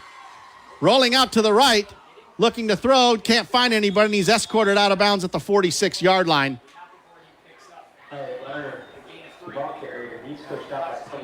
Design pass play, nobody was open, so good coverage down the field from the Mason Bulldogs secondary. They mark it at the 45. He didn't get a good mark there. It's going to be 3rd down and 7. 2:33 to go, third quarter. 2 downs to make 7 yards, Doc? Mm-hmm. You think so? I think so. Larner dropping to throw. Throws over the middle. Caught. Oh, dropped by Abram Larner. Might have heard footsteps, Brock. Head in his hands.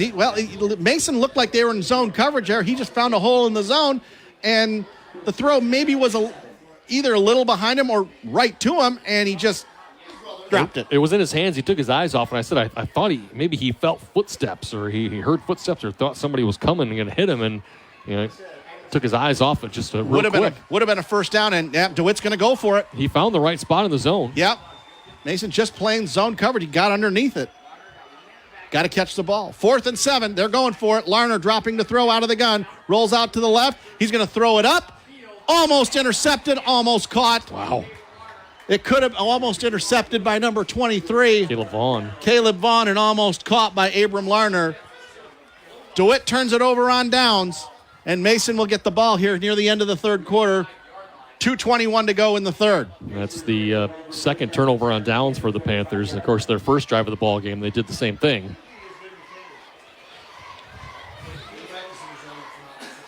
Yeah, they would have had a first down on that catch before that, and then Abram Larner, if Vaughn hadn't tipped it a little bit, he would have caught that one at that time. So it'll be 1st and 10 from the DeWitt 45-yard line. Mason up 42-15. Yeah, credit to the Mason defense in that last play. The pressure forced Elliott Larner. He kept having to drop him back, and then that allowed Caleb Vaughn to get in that position to knock the ball away. Carswell in the gun. Man in motion is Tyler Baker. 2 wide receivers right now, 3 with Baker in motion to the right. Handoff. That's Martell. Gain of 2, maybe 3. See where they mark it. Gain of 2 to the 43. 2:09 and counting. Third quarter. And yes, Mason going to be a little more deliberate. Yes. Don't want to go completely out of your offense yet, but they are going slower. Yep. 15th carry of the game for Martell, by the way.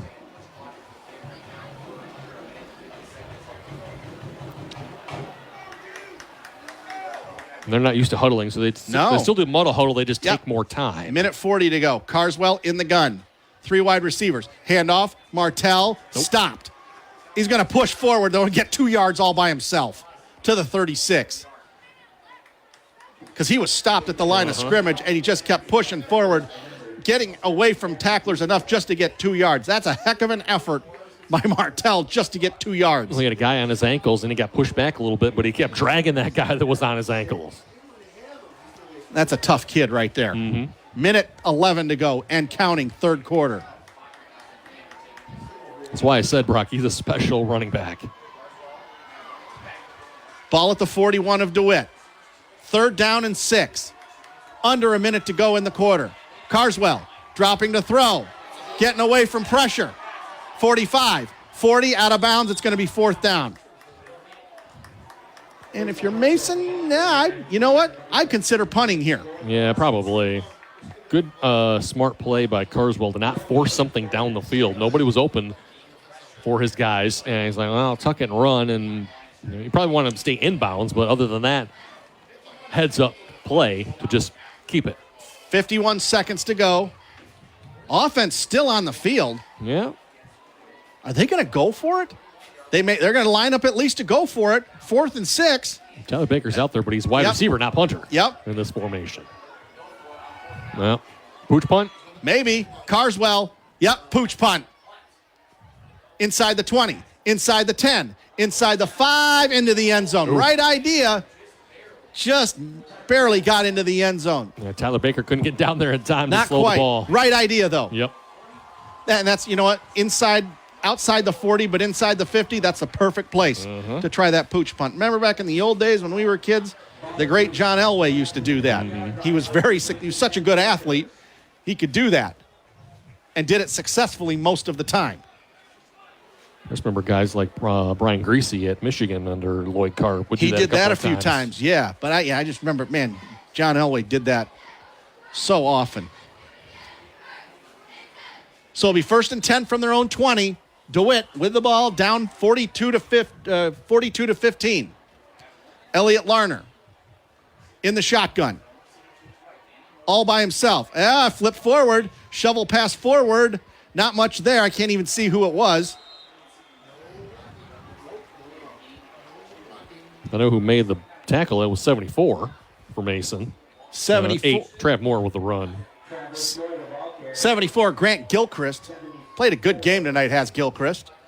Not much of a gain there. 2nd and 8. We're down to 20 seconds, under 20 seconds. This will be likely the last play of the third quarter. 4 wide receivers, 3 to the right, 1 to the left. Larner dropping to throw. Gets away. 20, 25, 30. First down, falls down at the 32. 4.6 seconds to go in the third quarter. They're going to say he was down, I believe, inbounds, so this is probably going to be the last play of the quarter.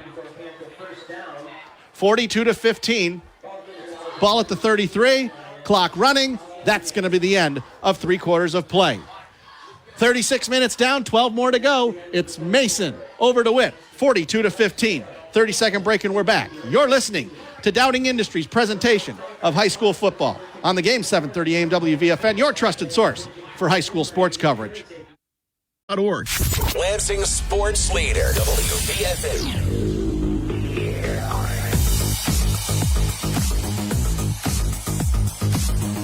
Brock Palmbush, Eric Doc Love back at Memorial Stadium in DeWitt. 42 to 15. Quarter number 4, and they're lifting helium balloons into the air. Blue and green helium balloons in the air.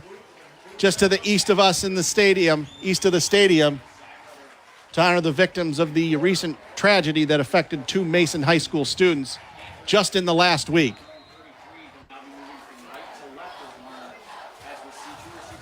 Fourth quarter underway. Larner throwing it out to the left side to Traverse Moore, and he just dropped it. Yep. Another one where he took his eye off the ball a little bit too quickly. He was wide open again. It would not have picked up the first down unless he was able to make a couple extra moves. But, again, guys taking their eyes off of it. You got to look that ball into your hands before you make a move.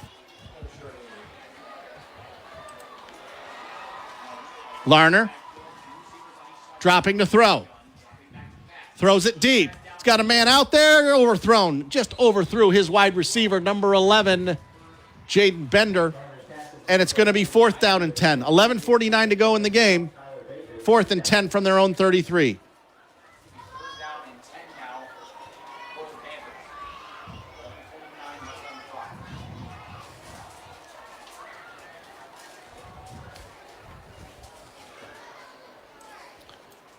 And are they going to go for it here? Well, it's 3rd down. Oh, I thought it was 4th down. Nope. Yeah, I'm confused as usual. It is 3rd down. Larner going to take it himself. Not much there. He picks his way to the 35, no further. Now it is 4th down. Now he's going to get a good spot to the 36.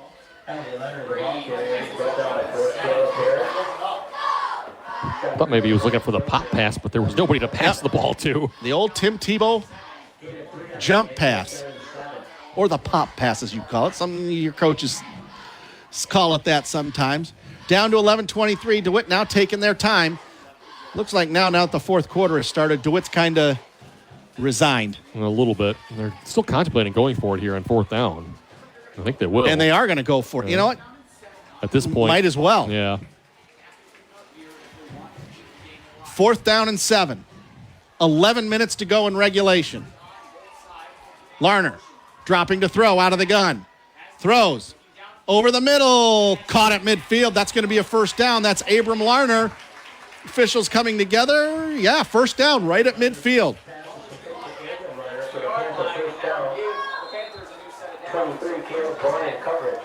Clock running, 10:48 to go in regulation. The 8th catch of the game for Abram.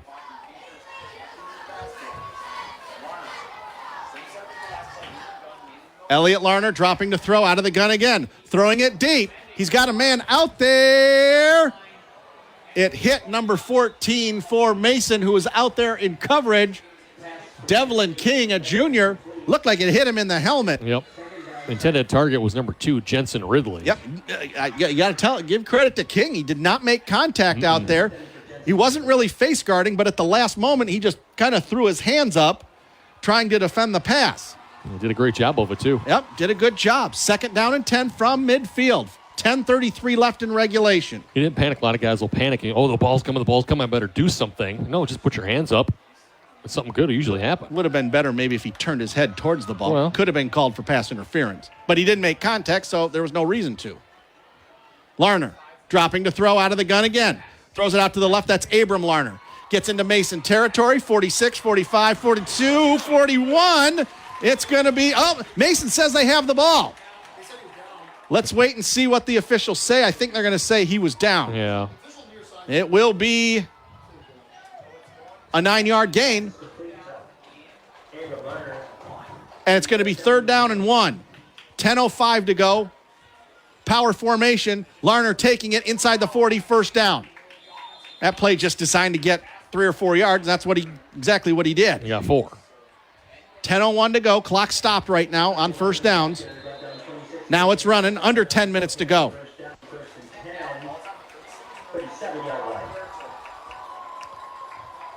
Larner in the shotgun. Dropping to throw. Getting away from pressure. Inside the 40, and he's tripped up at the 38-yard line. Is that Badgley? Mm-hmm. Was Derek Badgley. Got him at the feet. Loss of 1. He'll get credit for a sack. 9:30 to go.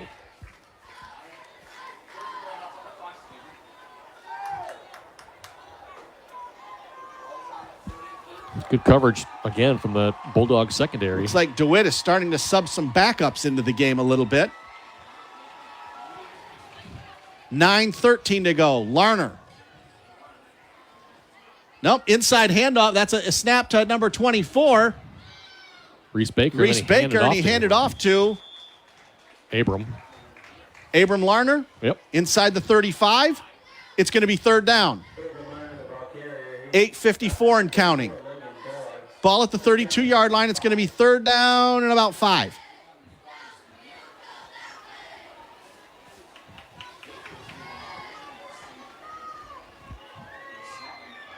Larner in the gun. Dropping to throw. Throws it out to the left. Caught. Moore inside the 30 to the 26. If it's the 26, it's a first down. They mark it at the 27, and this is going to be close.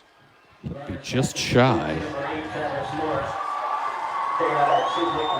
Oh, they said first down. Our officials saying first down right now. Officials say first down. Okay, he got to the 27. That's a first down. 8:33 to go. It was close, but he did get it. 8:30 to go. 8:29 to go. Well, the officials having a chat here. I think they're just respotting the ball. Yep, and there they do. And he went out of bounds. You know what? They took 4 seconds off the clock. Won't get it back now. Dropping to throw. Larner getting away. He doesn't get away. Nope. Taken down. 74 again. There he is. Grant Gilchrist. Been all over the place tonight. 2nd down and 10. 8:14 to go. Playing that interior of the D-line. Here we go. There was a guy on a guy every time, too, for those wide receivers. That's why Elliott's trying to take off on that play.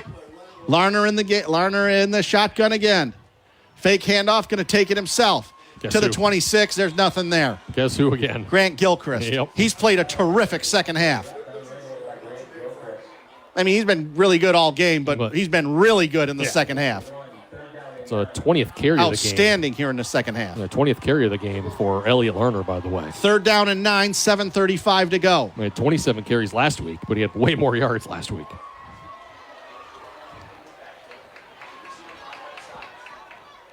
Larner in the gun, rolling out to the left, looking. He throws a high pass, caught inside the 10. Abram Larner has it inside the 10 at the 6-yard line. Wow. Thought he just kind of threw that one up for grabs, but he knew his brother was going to be there, right? Man. Way to hang in there. Mm-hmm. Took a shot when he threw the ball, too. The ball took a high arc to get to his teammate, his brother. Down at the 6-yard line, 7:15 to go in regulation. Clock running. Elliott's coming out, by the way. Trav Moore's going to be in to run this play with Reese Baker. And we got flags. Full start again. Yep. It's the 4th false start of the game for DeWitt, by the way. Most of them coming here in the second half. 6 penalties, 43 yards for DeWitt. Yeah, 5 of them have come on the offense. They've had a holding penalty, and then they've had 4 false starts.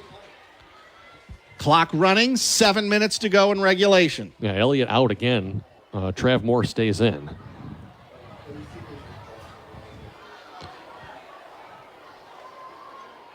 Moore has it inside the 10, inside the 5. He's got touchdown. From 11 out.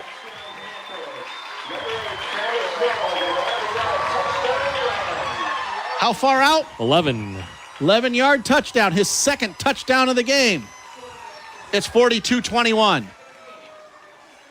Yeah, he had one in the third quarter from 25 out.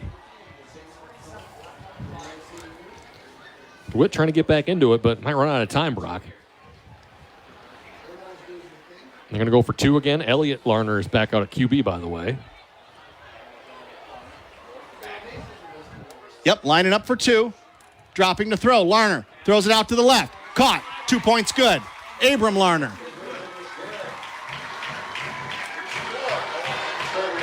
So, with 6:47 to go in the fourth quarter, it's Mason 42, DeWitt 23. A 30-second break and we're back on the game, 7:30 a.m. WVFN. WVFN.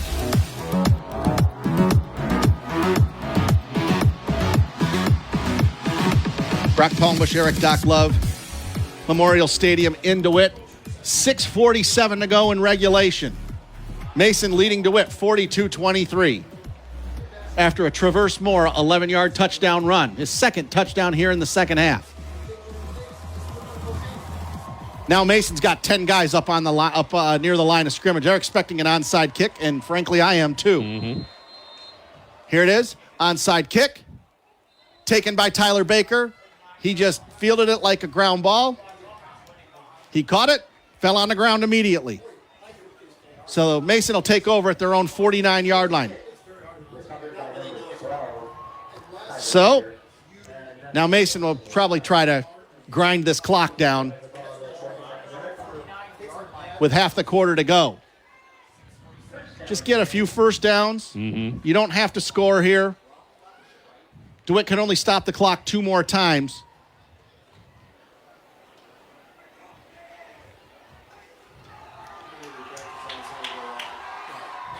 Carswell under center for one of the rare times. Handoff Martell. Nothing there, and he does well just get back to the line of scrimmage. We have not seen Kason Carswell under center at all tonight until that play right there. 1 or 2 plays in the first half, Was it? Brock, Okay. when they went I formation. But other than that, Oh, that's right. Yep, first drive of the game. That's correct. other than that, it has been Shotgun. shotgun formation. 6:20 to go and counting in regulation. Now they bring in Caleb Vaughn to go with A.J. Martell. So Yep, Mason can take their time. They got a 19-point lead. You knew DeWitt wasn't going to quit in this game. Even when they were down 35 points, you knew they weren't going to quit. This might be the jet sweep play again, too. Maybe. With Martell in there in the wing. Under 6 minutes to go. Carswell in the gun. Fake handoff to Martell. Carswell's going to take it inside the 50, 45, 40 to the 40. He'll get to the 40 and maybe the 39. First down, Mason. Yep. Great decision on that one. He could have handed it off, and he kept it. Clock running again. 5:45 and counting in regulation. A solid 10 yards for Carswell on the ground. Yep. That's his 11th carry of the ball game, if you want to count a couple of kneel downs. Which, if you're super technical, you do count I that, do. fortunately. I do, yep. It counts. It's a stat. 5:25 and counting. 1st and 10 at the DeWitt 39-yard line. Under 10 in the play clock.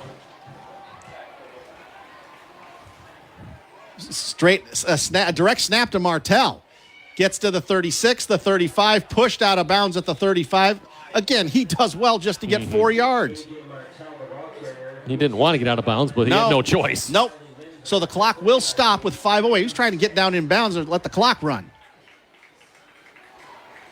But still got 4 yards on the ground. You see the bright moon off to the east here. Did you see the blue moon last night, Brock? I did. I did not check it out. I was lazy. I was sitting in Pretty my basement. sweet. I was sitting in my basement. 5:08 to go. 2nd and 6. 35-yard line. Pitch out, left side. Caleb Vaughn, who scored a touchdown tonight, gets down to the 32, maybe the 31. And it'll be 3rd and short. They'll give him 4. Under 5 minutes to go. Vaughn had that 2-yard touchdown catch.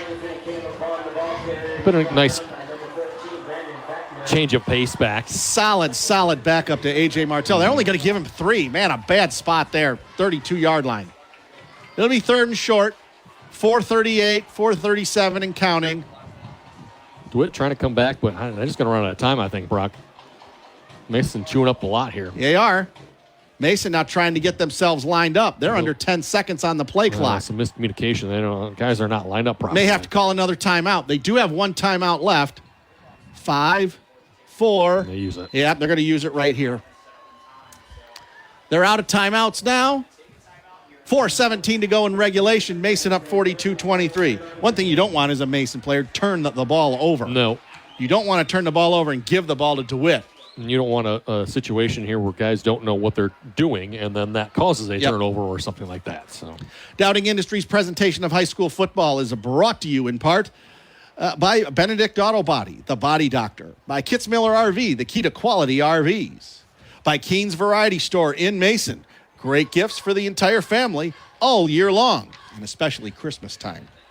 And, of course, our great sponsors all season long, the Greater Lansing Sports Authority. No matter the sport, the Lansing Sports Commission can make your next event your best event. Plan on something greater. Find out more at lansingsports.org. And by our title sponsor, Jeff Metz, Dowding Industries, recognizing the effort and commitment athletes give to the sport of football, and they're always interested in individuals that have the drive and desire to be successful in work and in life. Check them out at dowdingindustries.com. You may find a successful future here. Mason now out of timeouts. DeWitt has 2 left. 42-23. 4:17 left in regulation. Carswell in the gun. No, that's Martell. Straight direct snap from center. Gets inside the 30 to the 29. Depends on the spot, but he might have a first down, and he does. Yep. Cooper Chambers on the tackle, but not before another Mason first down. And that, more importantly, gets the clock running. Martell comes out, and Vaughn and Carswell come back in. Logan Dorr with a key block on that. With that direct snap to A.J. Martell. Bleeding clock, that's all they're doing here.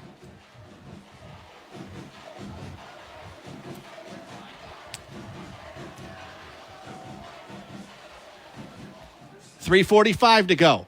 Probably, 2 more first downs? Mm-hmm.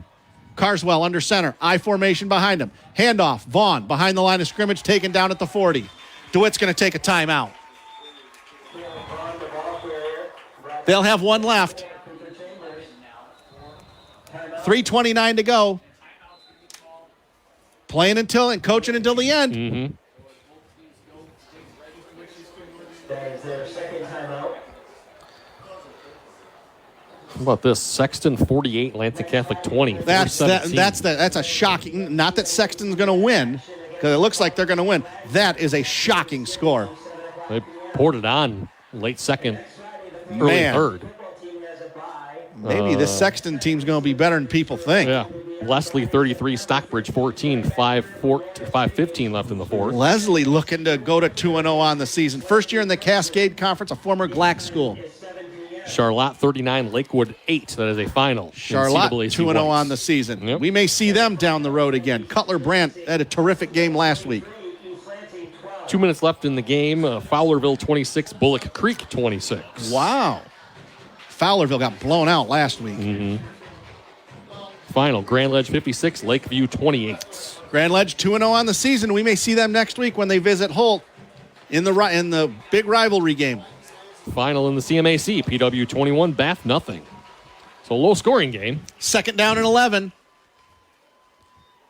Snap goes back to Martell inside the 30, 25-20 to the 16-yard line.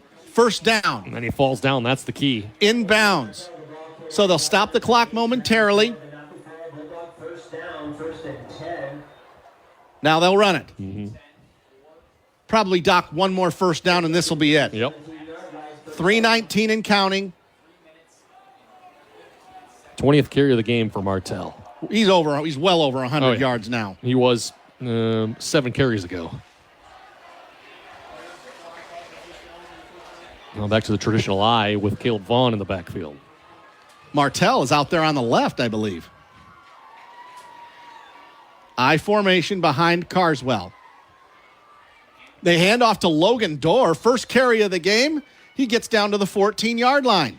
Fullback with a 3-yard gain. Remember the touchdown he scored against Hazlitt last year? 1 carry, 44 yards, touchdown. Yep. Straight up the middle. Fullback dive. Except there was nobody there. Yeah.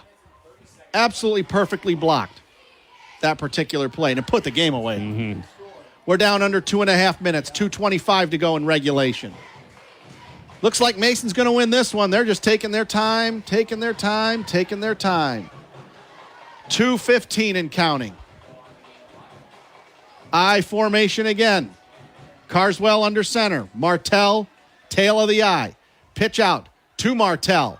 15, pushed out of bounds. They didn't want to be pushed out of bounds, but 2:03 to go. It's going to be third down. Cooper Chambers pushed him out of bounds. Chambers has had a heck of a game defensively for DeWitt. He's been all over the place. Looking forward to next week, Brock. DeWitt, a bye. They couldn't pick up a week 3 opponent this season. Maybe a good thing for them after this game. Yeah, take a week off. I'm sure they'd rather have a team and play that ninth game. But with the result of this game, it might turn out to be a good thing.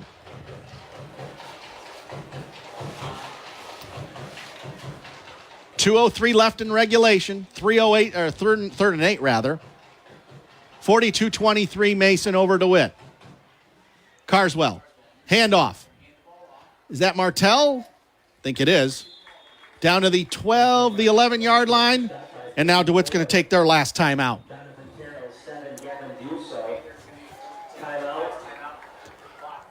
1:55 to go. It's going to be fourth down.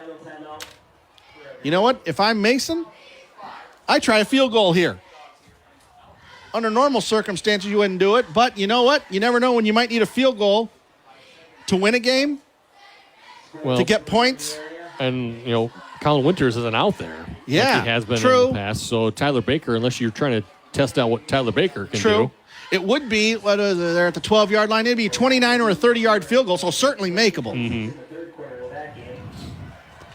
But I wouldn't be surprised if they just ran the ball here. Lansing Sexton in the fourth quarter leads Lansing Catholic 48-20. They're relaying the score to the people for Sexton and Catholic. 62-18, Ionia beating Eaton Rapids. Tough going out there for Wayne Dismuke and Eaton Rapids. Yep.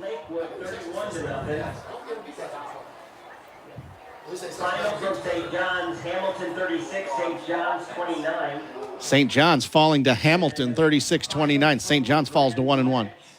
56 Grand Ledge, Battle Creek Lakeview 28. We knew that score. Yep. Portland 44, Olivet 7. 44-7, Portland over Olivet. Hazlitt 41, Benton 25. 41-25, Hazlitt over Fenton. Westphalia 21, Bath 0. That was a final for PW. So Hazlitt rebounds from the tough loss to DeWitt last week. Yep. Mason's going to go for it here, 4th and 5. I formation behind Carswell. And we got a penalty. Number 4, Caleb Parrish. Penalty on the play. Illegal procedure. 5th penalty of the game on Mason. It's going to make it 4th and 10. I'm telling you, I would try a field goal here. You're not running up the score. You're telling your field goal kicker, hey, might need to make one later on in the year. Give you some confidence. Yeah. They're not going to do it, but they'll probably run the ball again. Yeah, they probably will run the ball again. All they need now is just a first down to finish this game. 42-23, a minute 55 to go. We'll have a post-game coverage coming up. We'll have all the stats and everything and go through all the scorers from around the area and tell you how we got to 42-23 at this point. Carswell under center. I formation behind him. He's going to fake and going to throw. Throw to the end zone. Almost caught. Just out of the reach of Caleb Parrish. Yep.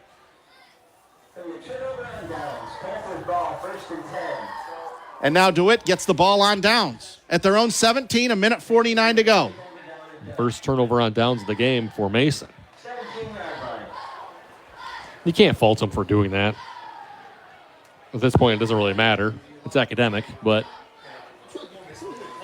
A little bit surprised. Yeah. A little bit. Now you're just... Don't let anybody go past you if you're the defensive Mason. Exactly. Keep everything in front of you. Larner. Elliot Larner dropping to throw. He's going to throw it deep. He's got a man out there. It's caught at midfield. 45-40, 35-30, 25-20. Inside the 15-yard line. Down to the 14-yard line. That's number 11, Jaden Bender. Give DeWitt credit. They're still fighting. They are still fighting with a minute 35 to go. 68 yards. Man. Beat the corner. Yep.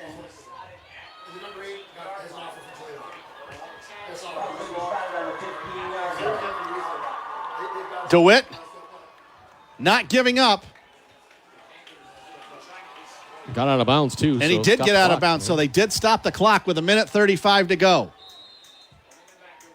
Oh, no, he didn't. They did run the clock. Elliot Larner getting away from pressure. Ooh.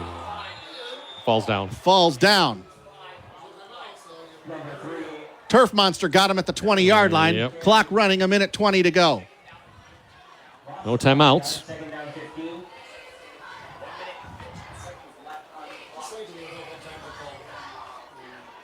Minute 8 to go and counting. Second down and 15. Dropping to throw, Larner. Larner, fade pattern to the corner. Intercepted. And that will do it. Who is that?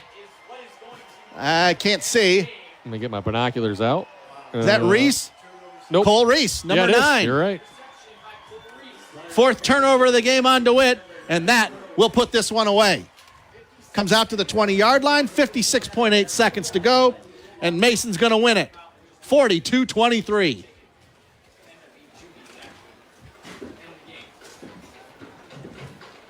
Well, Panthers trying to make it a game, Brock, and the turnovers and the missed opportunities are going to be what cost them in this one. 9 trips, 10 trips into the into Mason territory, 3 touchdowns. Yep. Got to do better than that. You can't turn the ball over 4 times.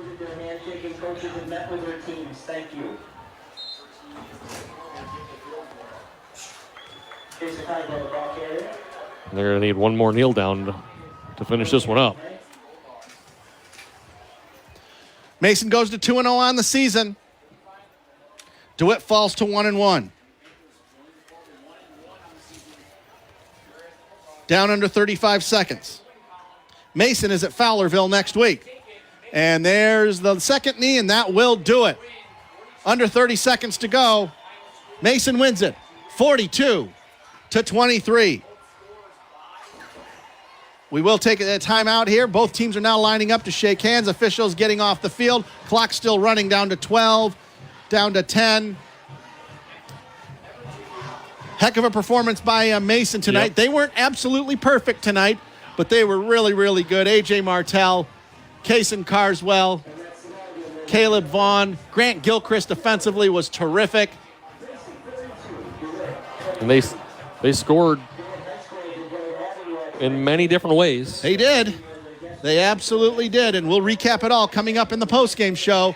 But right now it's time for This Week in High School Sports with John Ross.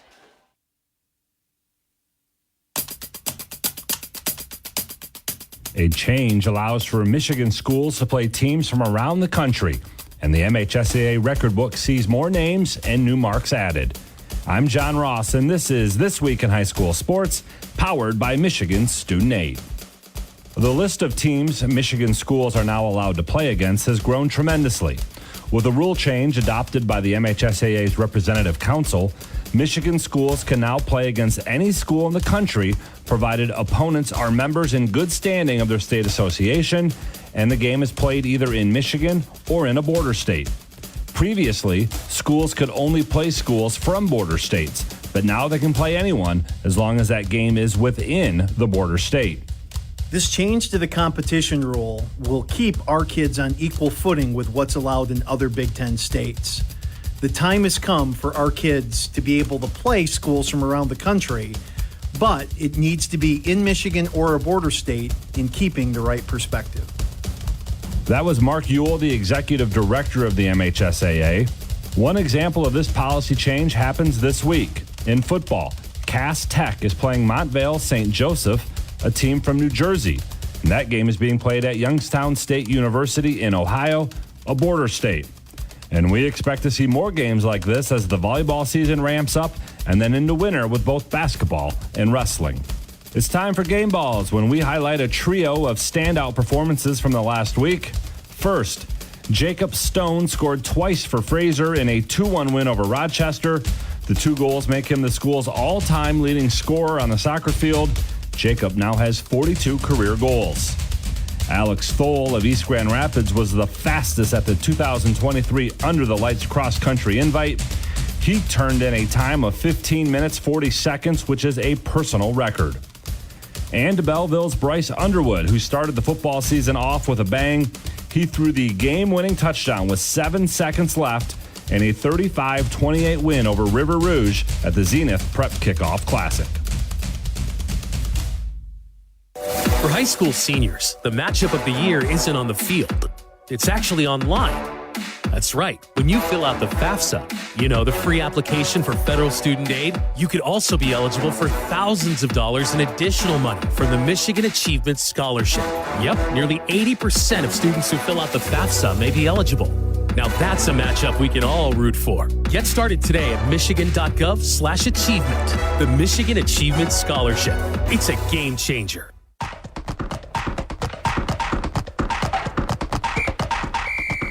Our weekly Be the Referee feature takes a look at the fine art of officiating with the MHSAA's Director of Officiating Services, Sam Davis. Last week, we highlighted some major differences between high school football and the college and pros.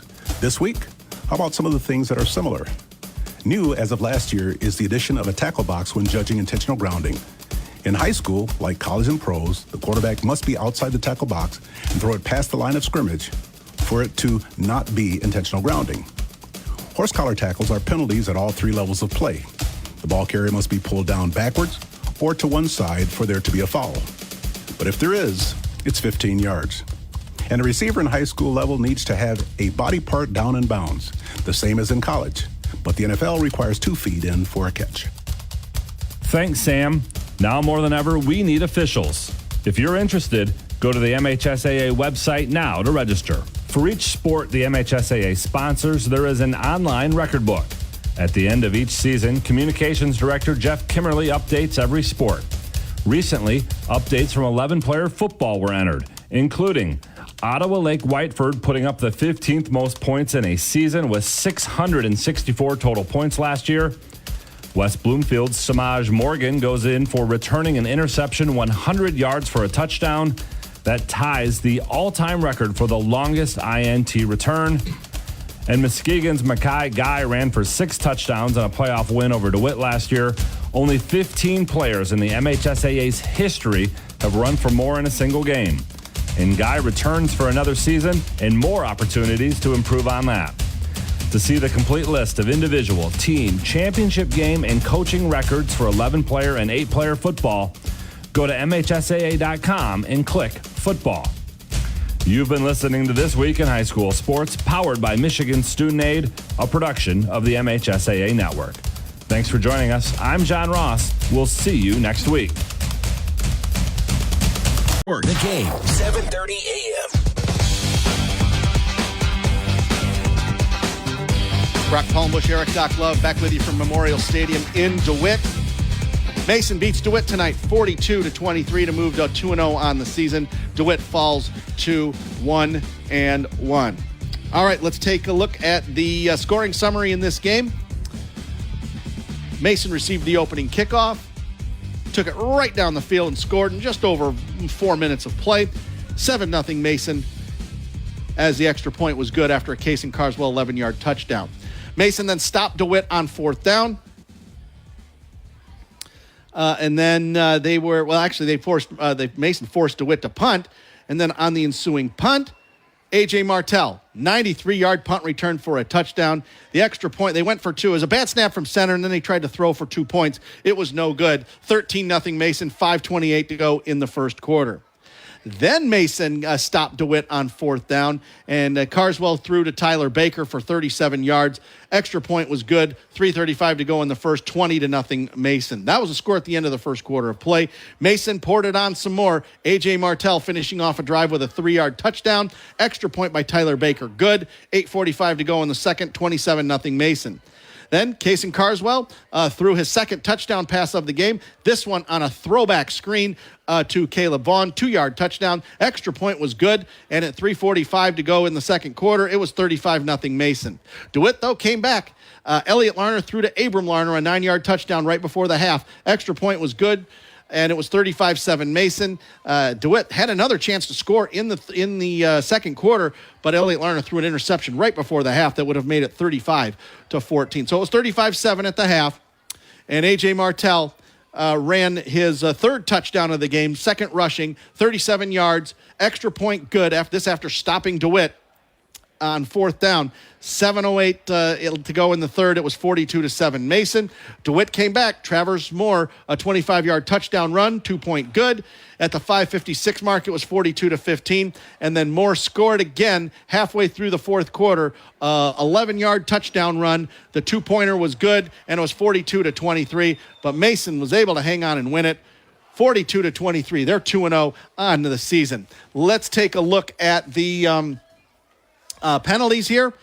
Mason, 5 penalties for 45 yards. DeWitt, 6 penalties for 43 yards. The main thing, Doc, well, one of the main things, DeWitt, 4 turnovers. Mason, 0. Yep. Large reason why they won this game tonight. Look, I got the complete stats from the great DeWitt stat crew, probably the best in this area, Kevin, if not the state. Yep, Kevin and his guys up there hooked me up here. DeWitt actually more first downs than Mason in this one, 21-17. Excuse me. Total yards in this one, DeWitt more yards, 447 to Mason's 374, but Mason made him count more than DeWitt did.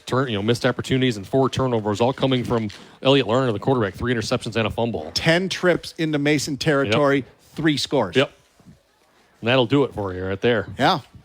Individual stats for DeWitt in the loss, Elliot Lerner, 20 for 35. 283, 1 touchdown, 3 interceptions in this one. He did run the ball 19 times for 86 yards. So he had, over 200 yards rushing last week, and he gets 86 in this one. Trav Moore, 2 carries for 36, including those 2 touchdowns. Abram Lerner, Elliot's brother, 10 receptions, 134 yards, and a touchdown. Jaden Bender, 3 catches for 102 in this one. defensively. And then for Mason in the big win, Casey Carswell, 9 for 17. So not that great completion-wise, only 53%. No. Did have 173 yards and 2 touchdowns in this one. He did play well, though. Like you did. said, not the greatest completion percentage, though. Ran the ball 13 times for 46 yards and a touchdown. A.J. Martell, well over 100 yards in this one, Brock. 22 carries, 139, and 2 touchdowns. Had the 93-yard return as well for a touchdown. So if you want total yardage for him, including that, over 200. Well over 200 in all-purpose. Yep. Tyler Baker, 3 catches, 120 yards, and 1 touchdown in this one. He was the main receiver for Carswell in this ball game. Tyler Baker did have 4 punts for 159 yards. He averaged 40 in this one. Remember that 60-yarder he had? Yeah. Yeah, it was a 62-yarder in the first half. It was a long one. Yep. A.J. Martell, of course, had 1 interception in the ball game. Cole Reese had 2 interceptions in this one. Yep. Reese, 1 catch for no yards, but did have 2 interceptions for him. And, if you're looking at both sides here, for DeWitt, turnovers and missed opportunities, and for Mason, efficient and getting things done and looking like a team that we expected them to be. Yep. Even though DeWitt we talked about, they had a ton of chances to score even more than they did, but Mason deserved to win tonight. Yes. They were the better team. Absolutely. They were tonight, and who knows, maybe down the road in the playoffs, maybe we could have a rematch down at Mason High School. We'll have to wait and see about that later on in October. And I bet that one will be a little bit closer than this one. I got a feeling it will too. If that ever does happen. Yep. But we'll worry about that in late October. We'll come back, wrap things up. We'll tell you what's going to happen next week, what's going on, and get back with you and then close everything out here. But back for one final segment. Mason over DeWitt tonight, 42-23. You're listening to Dowding Industries' presentation of high school football on the game 7:30 a.m. WVFN, your trusted source for high school sports coverage. South Lansing Sports Station. The game 7:30 a.m.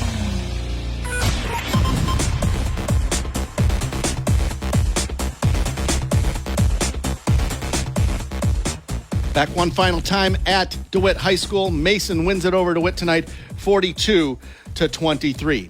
Dowding Industries' presentation of high school football brought to you in part by Benedict Auto Body, the Body Doctor, by Kitzmiller RV, the key to quality RVs, by Keen's Variety Store in Mason. Great gifts for the entire family all year long.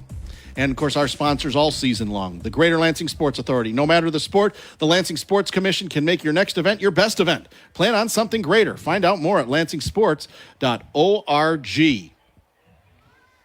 And, of course, Dowding Industries, our title sponsor, Jeff Metz, Dowding Industries, recognizing the effort and commitment athletes give to the sport of football. And they're always interested in individuals that have the drive and desire to be successful in work and in life. Check them out at dowdingindustries.com. You may find a successful future here. Final thoughts, Doc. Mason, as good as advertised. Yep. And DeWitt, a lot of things to work on. Mason's got some things to work on as well. A little sloppy at times, but Mason's showing, at least right now through 2 weeks, who's number one in the mid-Michigan area, and it's the Mason Bulldogs. Yeah, the top of the class right now, that's for sure, are the Bulldogs, and they look like the legit team that we thought they were coming into this season, in control in this one early on and held on to it the entire time. They'll give up some points, obviously, in the ball game, but DeWitt's a good quality squad, too. And they never quit. DeWitt never quit. They kept playing until the end. Just young, need a little more experience, and can't turn the ball over. 4 turnovers from your quarterback isn't going to get it. 6 penalties didn't help either. They weren't massive penalties, but they were inopportune times, and clean things up a little bit, and a brighter future for the Panthers. They will recover from this one, that's for sure. All right, quickly, final scores that we have from around the area. Yeah, I can get you a couple here real quick. 40 unanswered points by the Sexton J-Dubs. Get them their first ever win over Lansing Catholic, 48-20. Great win for John L. Davis and the Sexton J-Dubs. Holt goes to 1-1. They beat Schwartz Creek 24-6 in that ball game. Fowlerville wins in overtime. They beat Bullitt Creek 33-26. Nice comeback win for them after getting blown out by Corunna last week. PW 21, Bath nothing. So the Pirates improved to 1-1 and 1-0 in the CMAC right now. Grand Ledge over Battle Creek Lakeview, 56-28. So we may see Grand Ledge at Holt next week. Leaning towards that right now. Former GLAC rivals up again. Leslie wins 40-14 over Stockbridge. Leslie is 2-0 on the season. What else can we find here? Portland won tonight. Yep. I know that. That was a big win for Portland. They won fairly easily in their ball game against Olivet. Keep scrolling. Charlotte 39, Lakewood 8. We talked about that one earlier. Charlotte 2-0 on the season. We may see them later on. I know I heard from the PA that St. John's had lost their ball game. I couldn't remember the final score, but I know that the Red Wings lost on that one. Yeah, Hamilton beat them. Hamilton beat them. It was a close one. Hazlitt beat Fenton tonight to get to 1-1 on the season. Grand Ledge beat Lakeview 56-28. Yep. And Dansville lost to Lutheran Northwest. Rochester Hills, Lutheran West. It was 21-0 in that ball game. Okay. And one more, Maple Valley beat Marcel's 28-6. Maple Valley 2-0 on the season. Yep, right. We'll see if their enrollment's down enough where they can qualify for the 8-man playoffs this year. Because there have been years where they would have qualified, but their enrollment's too big because it's restricted. Portland 44, Olivet 7. That was that final. Williamston beat Penfield 35-7. Big win for them after a tough loss last week. In the fourth quarter, Waverly was trailing Jackson 22-13. Okay. I didn't get a final for it, but I got it's getting close. It could be still going on. Who the heck knows? That's all I got for you. All right, those are the scores that we have. We will have a game 8 days from now on a Friday. Games we are looking at. Obviously, a Grand Ledge at Holt, which is a lot more appealing now that Holt won to make it 1-1, and Grand Ledge is 2-0 on the season. Hazlitt at St. John's we're looking at. Catholic at Charlotte. Possibility as well. PW at Langsburg looks to be a good game as well. But those are our top, 4 options at the moment? We have 3 or 4 options right now. And you know what? Olivet at Sexton, that's looking to be a good game there, right there. Sexton wins that one. They get to 3-0 on the season. That would be a heck of a start for the J-Dubs. So, we will keep monitoring them. So those are the ones we're looking at possibly next week. We will talk about it and off the air and consult and make a decision. Maybe as soon as tomorrow. Who the heck knows? But I would say right now, one we're leaning towards, the matchup for the Jack Rarick Memorial Trophy. The 2 biggest schools in the mid-Michigan area, Grand Ledge at Holt. That's what we're looking at. We'll make a decision. We'll let you know either on Stout on Sports or at some point during early next week. Probably Tuesday. No later than Tuesday with the games on Friday. Labor Day being on Monday. Absolutely. Happy Labor Day to you, sir. You too. Great job as always. Thanks to Mike Bry and their great staff here. And thanks to Nathan Vandenberg for helping us get on the air tonight. For Nathan Vandenberg, my broadcast partner, Eric Love, I'm Brock Palmbush. You've been listening to Dowding Industries' presentation of high school football on the game 7:30 a.m. WVFN. I'm Brock Palmbush saying goodnight. Again, the final score. The Mason Bulldogs 42, the DeWitt Panthers 23, as I almost fall. Careful, Brock. I almost fell backwards and almost fell across. Let's try that one more time. Again, the final score. The Mason Bulldogs 42, the DeWitt Panthers 23. Let's do that again. No, man. You're fine. Let's go. Mason 42, DeWitt 23. I got all flustered, almost falling backwards. 42-23, Mason wins it. We'll talk to you next week. We now join ESPN Radio already in progress on the game 7:30 a.m. WVFN. Good night, everybody.